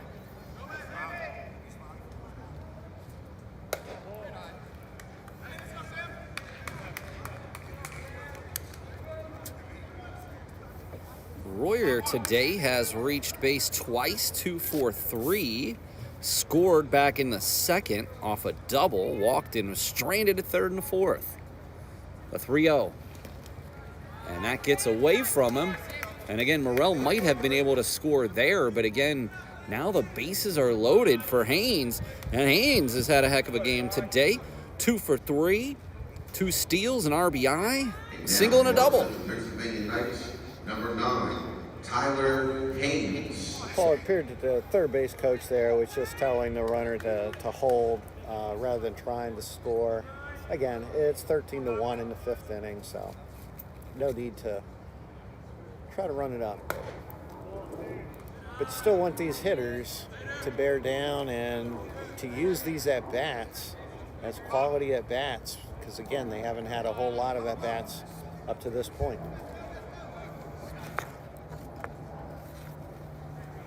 And Haynes sends that to left field.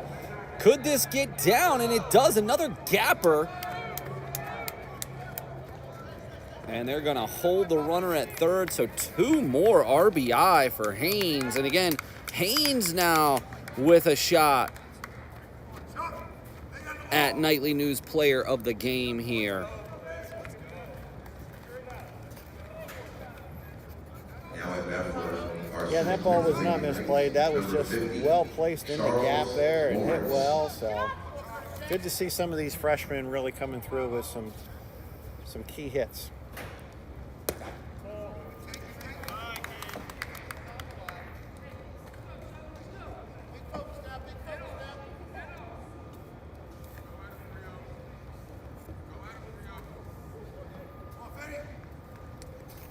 The 1-0 from Ortiz. High again. Ortiz is really struggling to find a strike zone. 15-1 Knights here in the bottom of the 5th inning.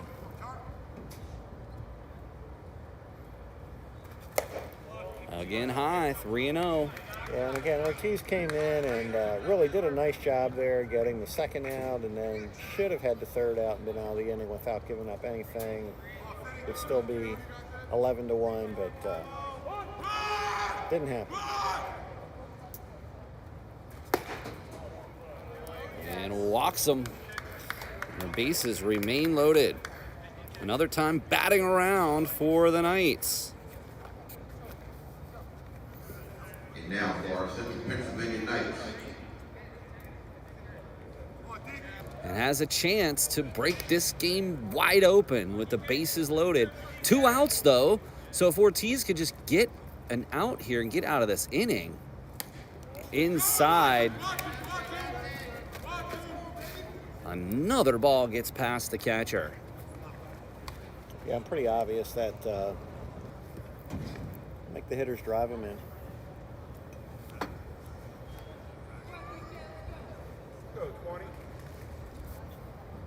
And Kohler, the 0-1.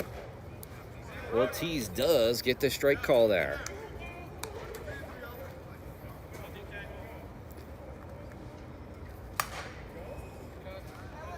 And that's foul. Now Kohler in the hole 1 and 2 with 2 outs. Knights with a big lead here.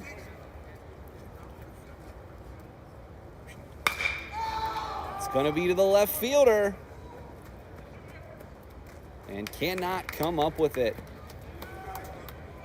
Yeah, and just another ball unfortunately misplayed out there in left field.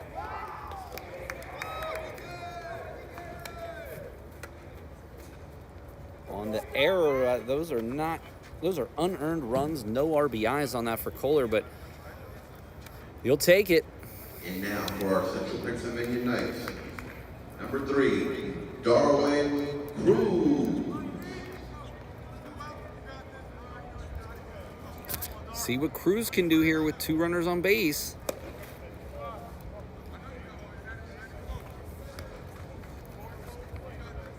Yeah, Manor managed to keep this game relatively close through 3.5 innings. It was 4-1 Knights, and now the Knights have put up 13 in the last 2 innings.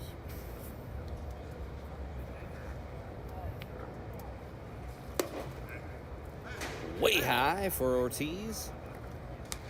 Runs the count to 2-0.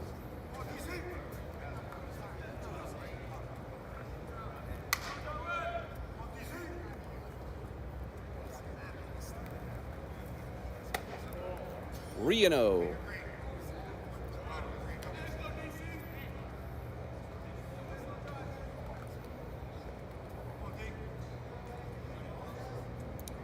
Wind seems to have died down now. The flag's not really blowing very much at all out there in center field. Paul Miller, Steve Hassinger here with you for the Nightly News. We're in the bottom of the 5th inning. It's 17-1. Knights. 17 runs on only 9 hits. And another walk.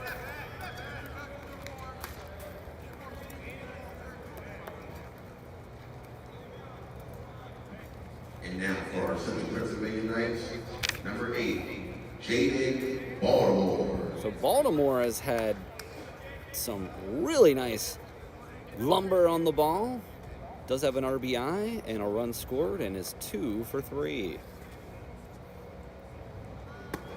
Does just inside. Ortiz wanted that one.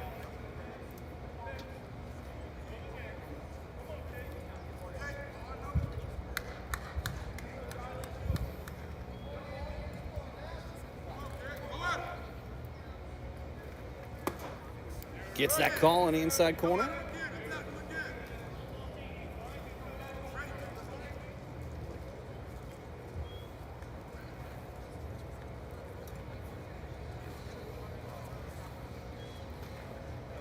Bounces it. Runs the count to 2-1.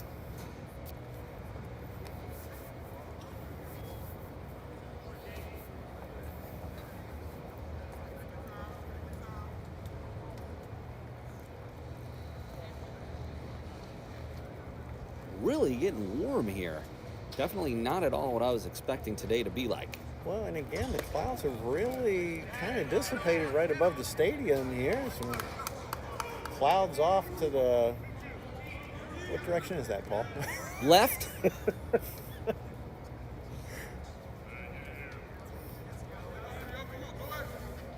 Clouds to the south of us.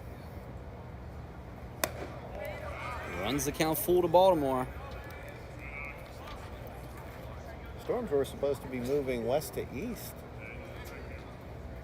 Earlier, I thought we were going to get full cloud cover, but bright sunshine now and 71 degrees now, Paul.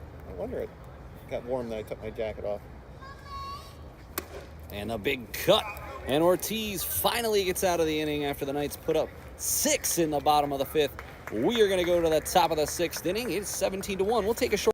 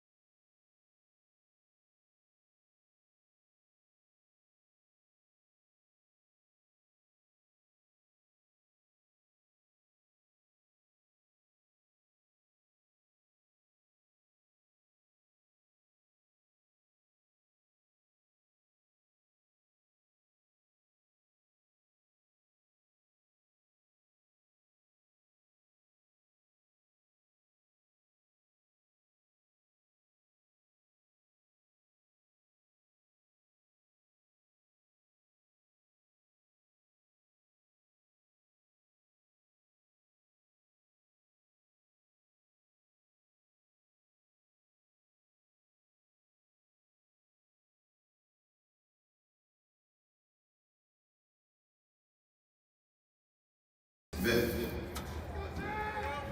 Back here with you. Paul Miller, Steve Hassinger here for the Nightly News Media Club here at FNB Field. It is 17-1. Knights have scored 13 over the past 2 innings. As Steve, my esteemed colleague, mentioned in the last half inning, Manor did a really good job keeping this game close. They did allow 4 in a second, but did come back with a run, and it was 4-1. But bottom of the 4th rolled around 6 runs. Bottom of the 5th rolled around 7 runs, making this a 17-1 game. And Baker with the strikeout.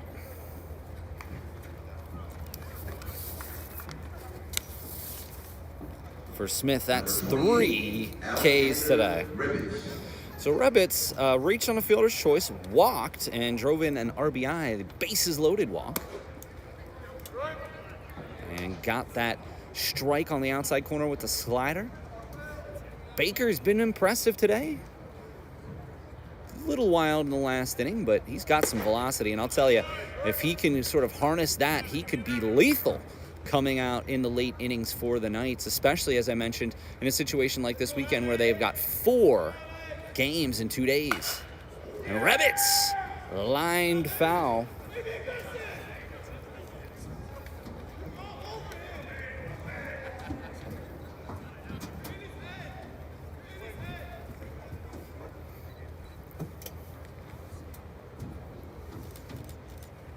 And he got some wood on it, but no one's covering first base. Morrell takes it himself, but that could have been a miscue there as Kohler in at second.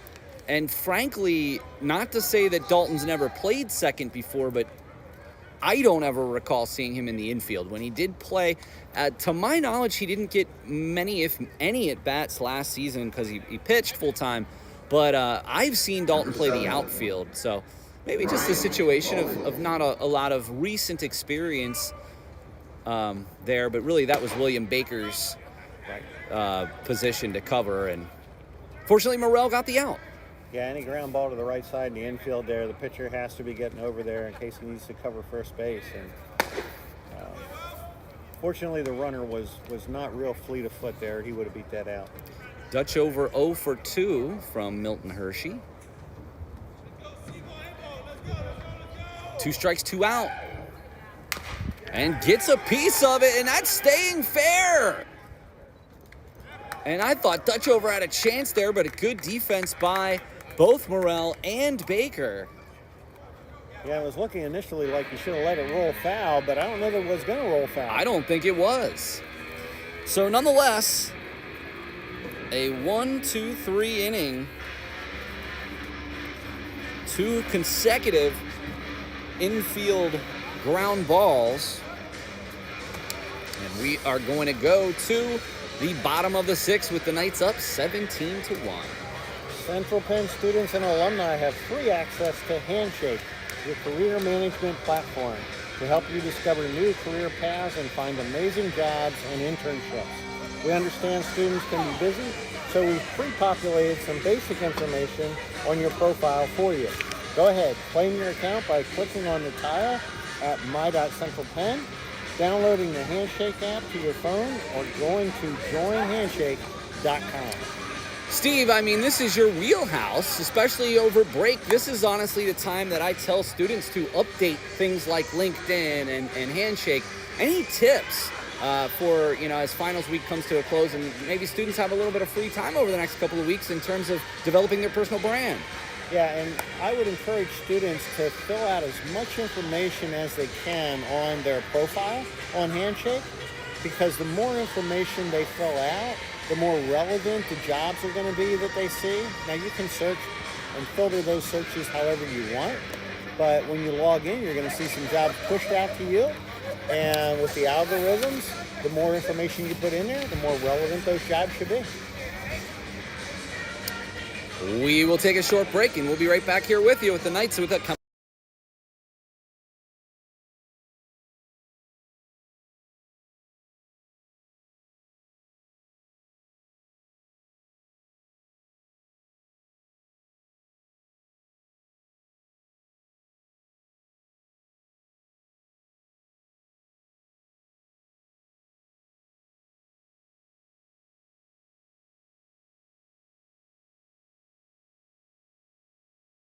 listen for you. Right. Back here with you, Paul Miller, Steve Hassinger, bottom six. Knights with a commanding lead as Morrell steps in, scored 2 runs and a steal, 2 walks for Morrell. See if he can get on base here. Little high. Paul, I can almost hear Bob Uecker calling that pitch. Rest in peace, Mr. Uecker. Obviously I'm a Cubs fan. He was the longtime Brewers play-by-play guy, but of course, he lives in all of our hearts for eternity as one of the stars of Major League. I actually have a Bob Uecker Major League Baseballism t-shirt. I don't get to break that out at work too often. And so many great stories over the last couple months about Bob Uecker, and what a wonderful ambassador for the game of baseball. I mean, he was in his 90s still calling games. Yeah. Granted, it's not the most physically demanding position, but certainly you have to be sharp mentally to be able to recall the things you need to recall. And these games now with the moving faster, it's not quite the same game as it used to be. And as far as how, many stories you can kind of get into because of the faster pace, as Morrell has his 3rd consecutive walk here in the bottom of the 6th. Yeah, and nice for Morrell to get on base there, but I'm sure he'd like to swing the bat a little bit too. Number 28, Brady Park. Now Park 0 for 2, but did walk last time as we saw Zell on the base paths, one of our favorite Knights.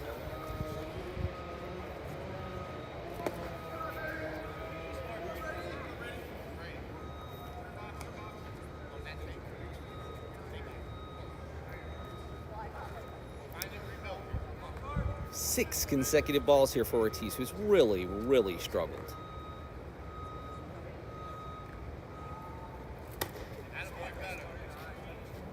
Yeah, and kind of tough to just maintain your concentration and bear down when you're down 17-1 in the 6th inning.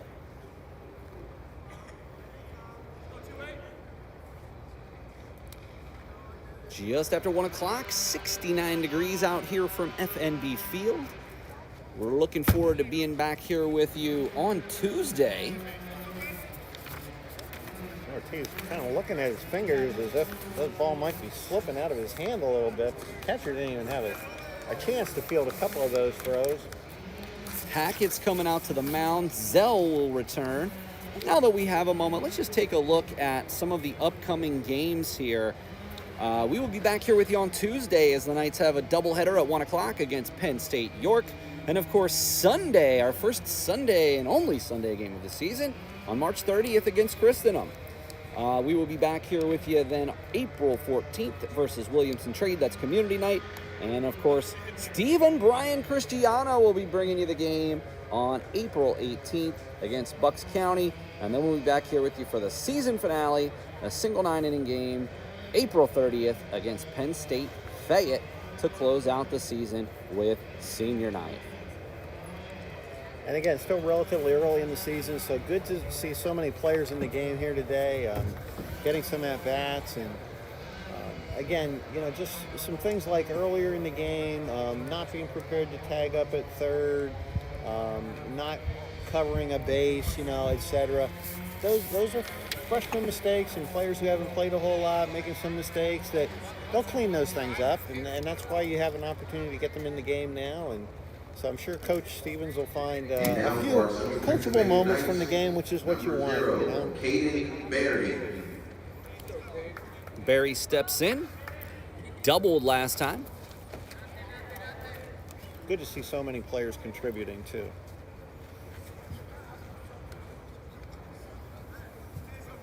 It's like David Thomas has now stepped in at third base coach.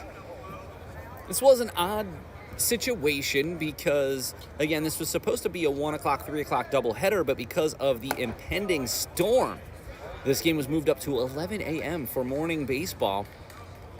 And at this point, I would certainly think that this will be a one single 9. Now, I'm not sure, Steve, how the 10-run rule changes in a single 9-inning game. Maybe it doesn't. I mean, maybe it isn't. So these are one of the things that, even us as commentators are still sort of foggy on. I think if it would have been a doubleheader, I think this game would have been over back in the 5th. Right. But I wonder if they're just playing a single 9, they just let it go. Ortiz just really struggling to find the plate, Steve. Yeah, and there's nobody warming up out there, so I don't know if he's going to make a change with somebody who's already out on the field, like he did with Ortiz. Or I don't even see any players down in the bullpen. Number 51, Sam Royer. And Royer steps in, reached base twice today.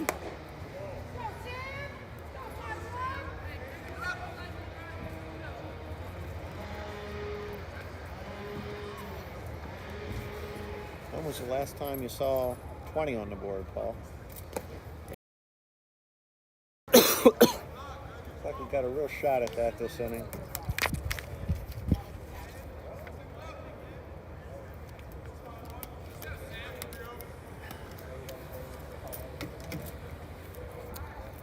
Two balls, no strikes. And Ortiz does get his first strike of his last couple of batters here.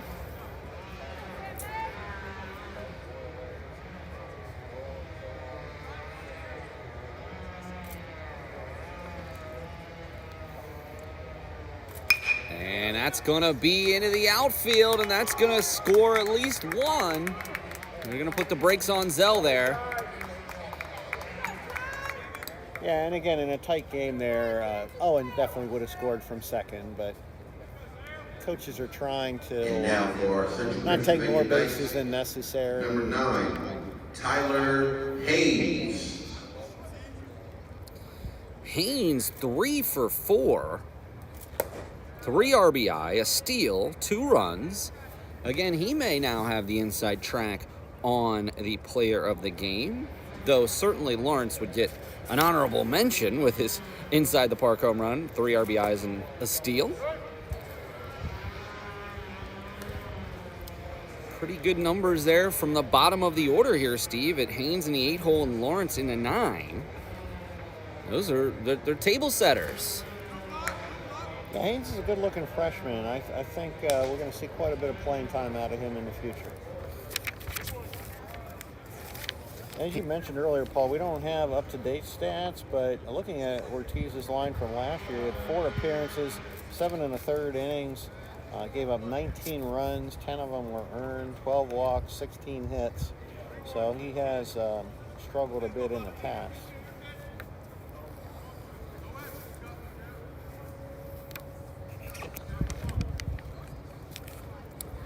The pitch. Down and away. Another run for Central Penn.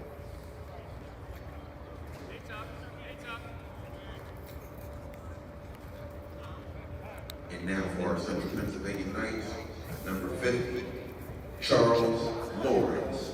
As Coach Hackett goes to the mound, the Nightly News will take a break.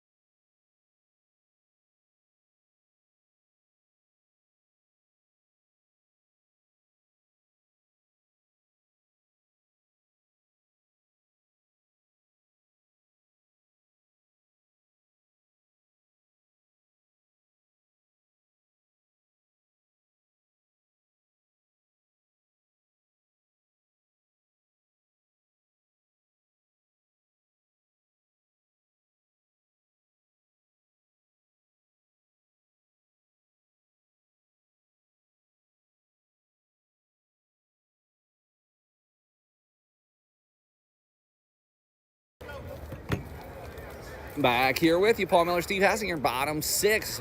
Knights with a commanding lead.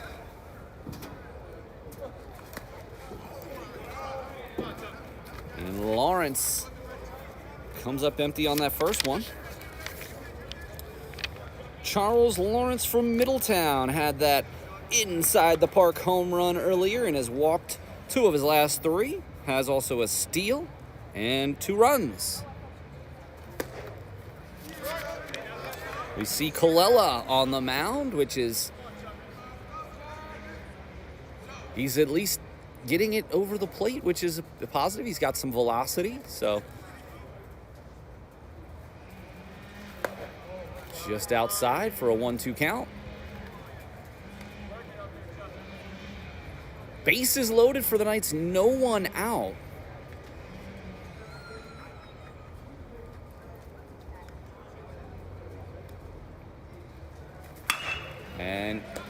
And that's a good play by the third baseman. Only play to first, and they don't even come up with that. I think I might have gone home there, Steve. Yeah, or maybe even to third. Certainly coming home, yeah, he could have gotten a run. But his throw was just offline, and first baseman couldn't come up with it. Now that you say that, I'm not sure why he didn't just step on third. Well, Dalton getting another at-bat here today. 3 for Mr. Kohler here. 2 right walks and right up the middle for another RBI. So, first base hit on the season for Kohler. And the Central Penn coaches just telling the players to go basically base to base, station to station here, not trying to take the extra base. Could have scored another run on that errant throw to first base too, but they chose not to. Number 3, Darwin Cruz. And I'll tell you, Cruz has been exciting to get to see today. He has had quite the day. A couple of steals, couple of RBI.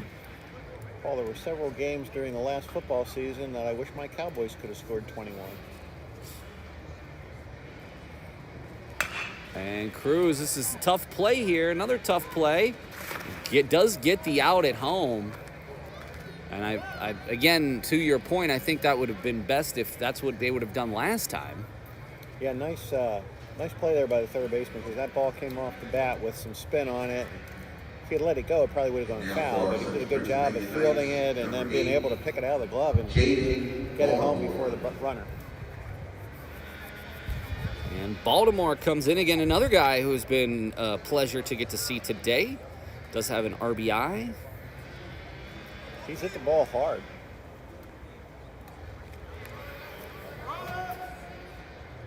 And the pitch. Pops it straight up. Gonna be out of play just near us. That's about as close as we've ever gotten to a ball.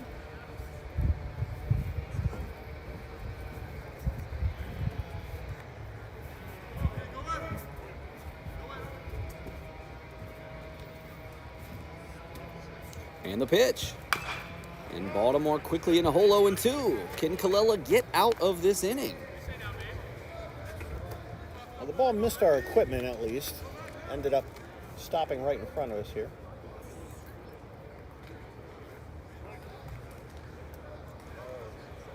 No balls, 2 strikes. And Baltimore, the chopper. And the third baseman can't come up with it. And another run for the Knights. Paul, did I just hear you say that was a Baltimore chop? Indeed, it was a Baltimore chop in more ways than one.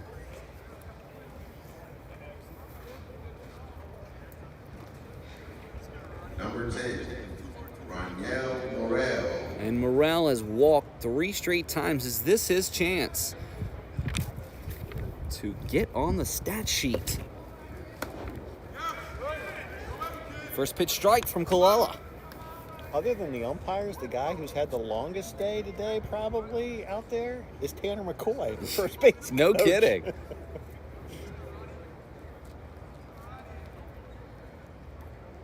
We'd have some inflammation in that shoulder from all the waving he's been doing, but... And Kohler tacks on another. And again, stopping the runner at third. 23-1 now.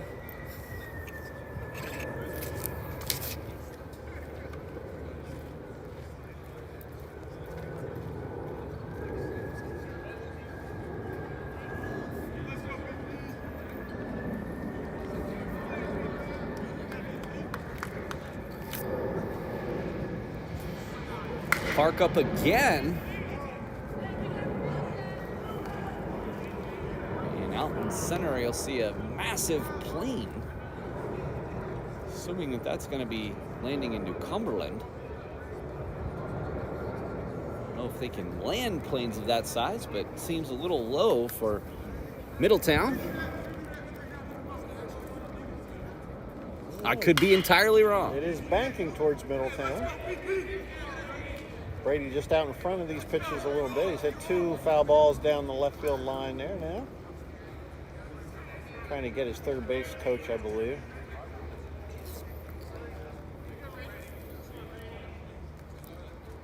The 0-2 from Kalila. Bases loaded. Knights still threaten.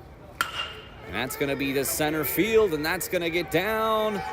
And that's going to be another run for the Knights. And Park gets on the stat sheet in his own right.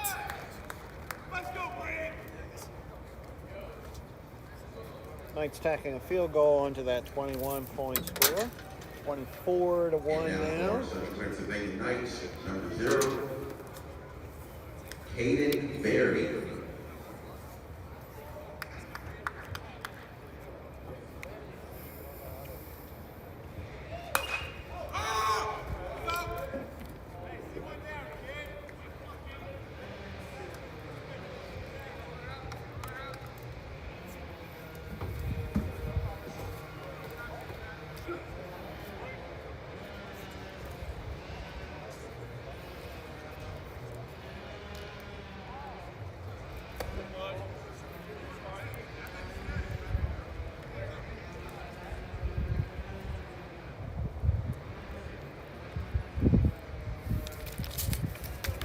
Hayden Berry from Muncie. He's an infielder listed as. And can Navas get it? And that's out of play. He will not.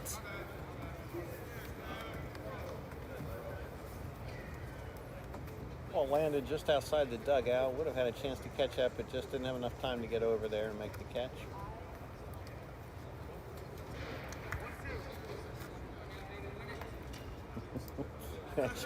Talk about Tanner with that shoulder maybe being a little tired. He's down there working that shoulder with that ball that just came down there.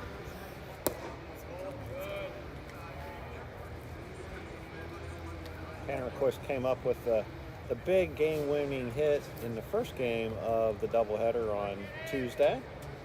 Only run of the game, an RBI double. Then he came up with second and third in the second game with Central Penn down by a run in extra innings, and they decided to walk him. And of course, Nick Joseph came up with the big hit there to give the Knights the walk-off run.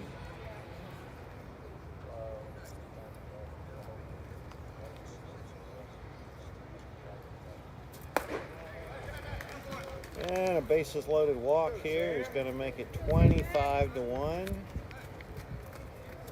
Baltimore crosses the plate.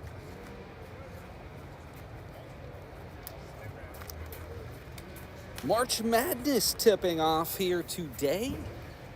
Should be a fun weekend. And of course, Steve and I have our annual second of 2 fantasy baseball draft. So we are looking forward to that. The Knights are looking forward to 4 games this weekend. And that ball just eluded the pitcher, and then second baseman had a play, but wasn't able to come up with it.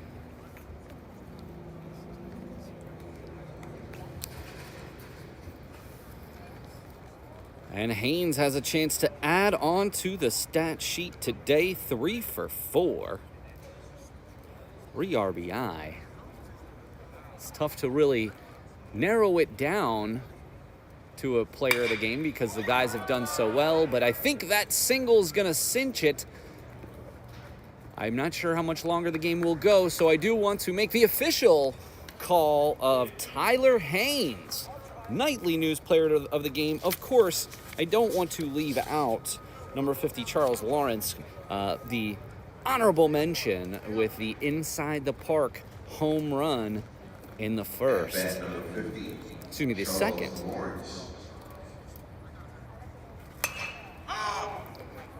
That's going to be out of play. And we saw several different pitchers for Central Penn early in the game here be able to get in a good quality, scoreless inning. The only run that Manor has come up with was in the 4th inning. So good to see so many arms get in there and get to throw an inning or two. And they had a chance at a double play there, but the second baseman just could not come up with it. And the offensive barrage continues. Yeah, unfortunately, Manor just can't seem to make the plays to get off the field here. And again, as a pitcher, pitcher's doing a fine job here, throwing strikes for the most part. He did walk in a run, but number 20, Dalton Kohler. It's very frustrating as a pitcher when you throw those ground balls and they're hit right to somebody, and they end up kicking the ball or booting it. And Kohler through the left side. Well, he's gotten some at-bats today. Another run for the Knights. Kind of hard for these runners, just by instinct. When you see a ball go to the outfield like that and you're on second base, you figure you're going to score. And again, the Central Penn coaches, holding them up. So for our Central Pennsylvania Knights, saw Haynes there, and being told to put the brakes on, and it just goes against your grain as a baseball player. I don't think I've ever seen 30 in a game, Paul. You obviously haven't watched enough Washington football team games over the years. You'd seen it plenty. Now, this is the one season of all the years you've known me that I actually can cheer for my team. Yes, you can. It was an amazing season for Washington, only to have our hearts ripped out by those Philadelphia Eagles, who did go on to win the Super Bowl. So I guess in some circles that's helpful. But again, here's to the gap. There's just so little defense for Manor. It's really hard. And we give them the utmost credit. They are our ESAC foe. Basketball, they play us tough. Even seasons past in baseball, they've given us a game. But today, it's just there's not much else to say on behalf of the Knights. Pennsylvania Knights, number 8, J.J. Baltimore. And again, credit to the Central Penn coaches, going one base at a time here when they certainly could have scored additional runs as well. More power to you if you are scoring the game at home, because these are the types of games where I really run out of ideas of what to do. We're now batted around 2 times. And Baltimore, what a catch! Great catch. What a play. So you've had several routine balls that have been booted, and the third baseman here comes up with a great catch. Witherspoon with a web jam. You see a little smile out there. He was frustrated a few plays ago when the second baseman booted the ball, and he was trying to give him some instruction out there on the field. So good to see him make a good play there. And now, number 10, Roniel Morel. And can Morel get his first hit?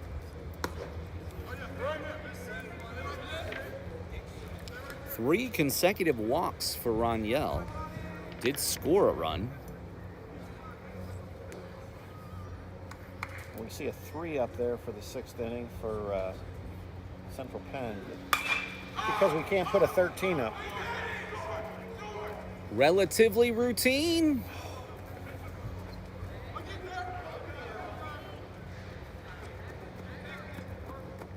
So he didn't catch the ball, but they're going to essentially give them the 3rd out there. and the Knights, in what might be one of their most prolific innings in Knight history, push that last run counted. Yes, Steve? Yes, it did. Yep. So 14 in that inning. 2 touchdowns. So put the Knights up 31-1. You ever consider working on campus? Visit the financial aid office to learn about work-student opportunities. Positions are available across campus, the front desk, the learning hub, athletics, and more. Students must have been enrolled for at least 1 full term and be in satisfactory academic standing. Contact Amy Lloyd in the financial aid office for more information.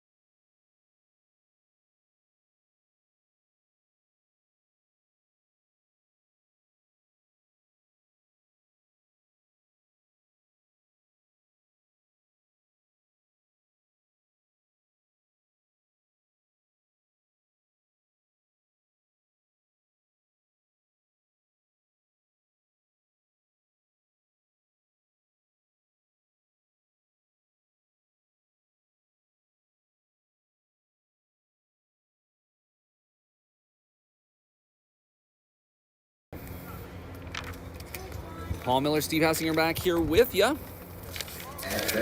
Those who are still enjoying this contest, seems like only yesterday that the Knights took the field in this contest. I think it might have been yesterday, Paul. It's certainly been a while. So number 2, Juwan Morales takes the mound after William Baker had 4 strikeouts in 2 innings. Steve did did hit a batter and allowed a single. So a nice stat line for a William Baker. Yeah, he threw the ball well. Morales has had 4 appearances. He's 0-1 with a save, 3 1/3 innings, giving up 6 hits, 3 walks, 8 earned runs, and 2 strikeouts. And he has allowed 1 home run. Simpson 0 for 2 on the day with 2 strikeouts.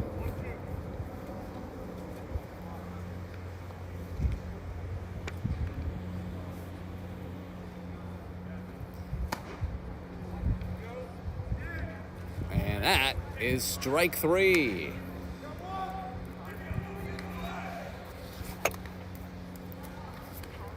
Morales with a strikeout. Back to the top of the order. Ortiz has actually reached base all 3 times. A single, a steal, and a hit by pitch and a walk. So 1 for 1 with a steal. So Ortiz has been solid at the plate. Unfortunately, struggled on the mound today. Morales outside.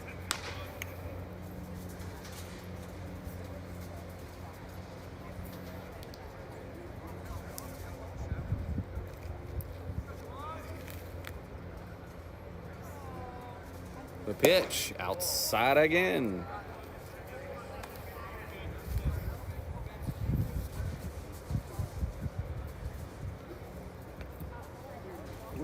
originally told that the storms were going to move in around 2 o'clock. It is now 1:34, and it is a beautiful afternoon at FMB Field. I'm sure the golf courses weren't too happy about that today, about the sort of the missed call. When I looked last, Steve, it said around 3 o'clock. Yeah, this morning it was saying 66% at 2 o'clock, but you said it had backed up about an hour. And that's just for where exactly we're sitting, so.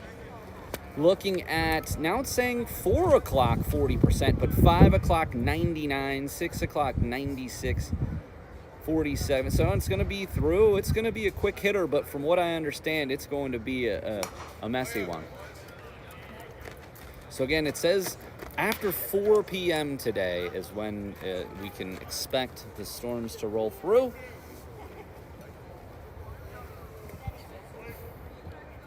Three balls, 2 strikes from Morales on Ortiz.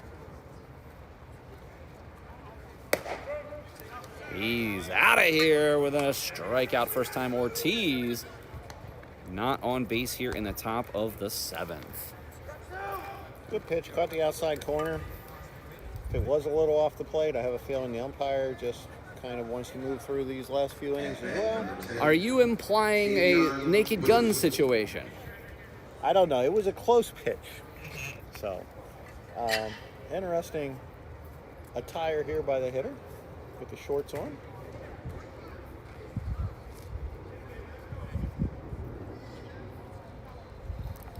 And Witherspoon trying to get on base his first time today. And the play made there, but looked like Morel might have popped off the bag, but does get the out nonetheless. Yeah, Witherspoon, a fast runner heading down the line there, so good play by the Knights. And that is going to do it. The Knights win this game, an abbreviated 7-inning contest, 32-1. All credit in the world to Manor College and you know, coming out here and playing today. Steve, any final thoughts as we want to close up the broadcast? Well, 32 runs on 17 hits, 2 errors for the Knights. Again, I think the most valuable part of this game, Paul, is just the at-bats and the playing time that some of these freshmen and other players who haven't had a lot of opportunity to play got. And again, credit to the Central Penn coaches. Instead of bringing them in for an inning or two, they had them start the game, and now they had some regulars in the game too, Brian Lowen and so forth. But they had them start the game, and then late in the game when it got out of control, there were so many times when a runner could have scored from third, and the coaches just told them to hold, not to take the extra base and so forth. So they did what they could as well to try to hold the score down as much as possible, and still ends up 32-1. Again, congratulations to Tyler Haynes, the Nightly News Player of the game. And again, it was certainly worth bringing up. Lawrence had the inside the park home run way back in the 2nd inning. But that is going to do it here for us. Steve, always a pleasure. Won't get to see you again till the 14th of April. We'll be back here next time with Tom Davis and the following game with Tyler Coleman. So we'll be looking forward to being back for community night here with you. So until then, Steve, thank you so much for joining us today. It's always a pleasure, and, you know, beautiful March weather to be out at the ballpark. All right, well, then we're going to sign off. For Paul Miller, for Steve Hassinger, this is the Nightly News. We'll be back here with you next Tuesday for another doubleheader on Knights Baseball.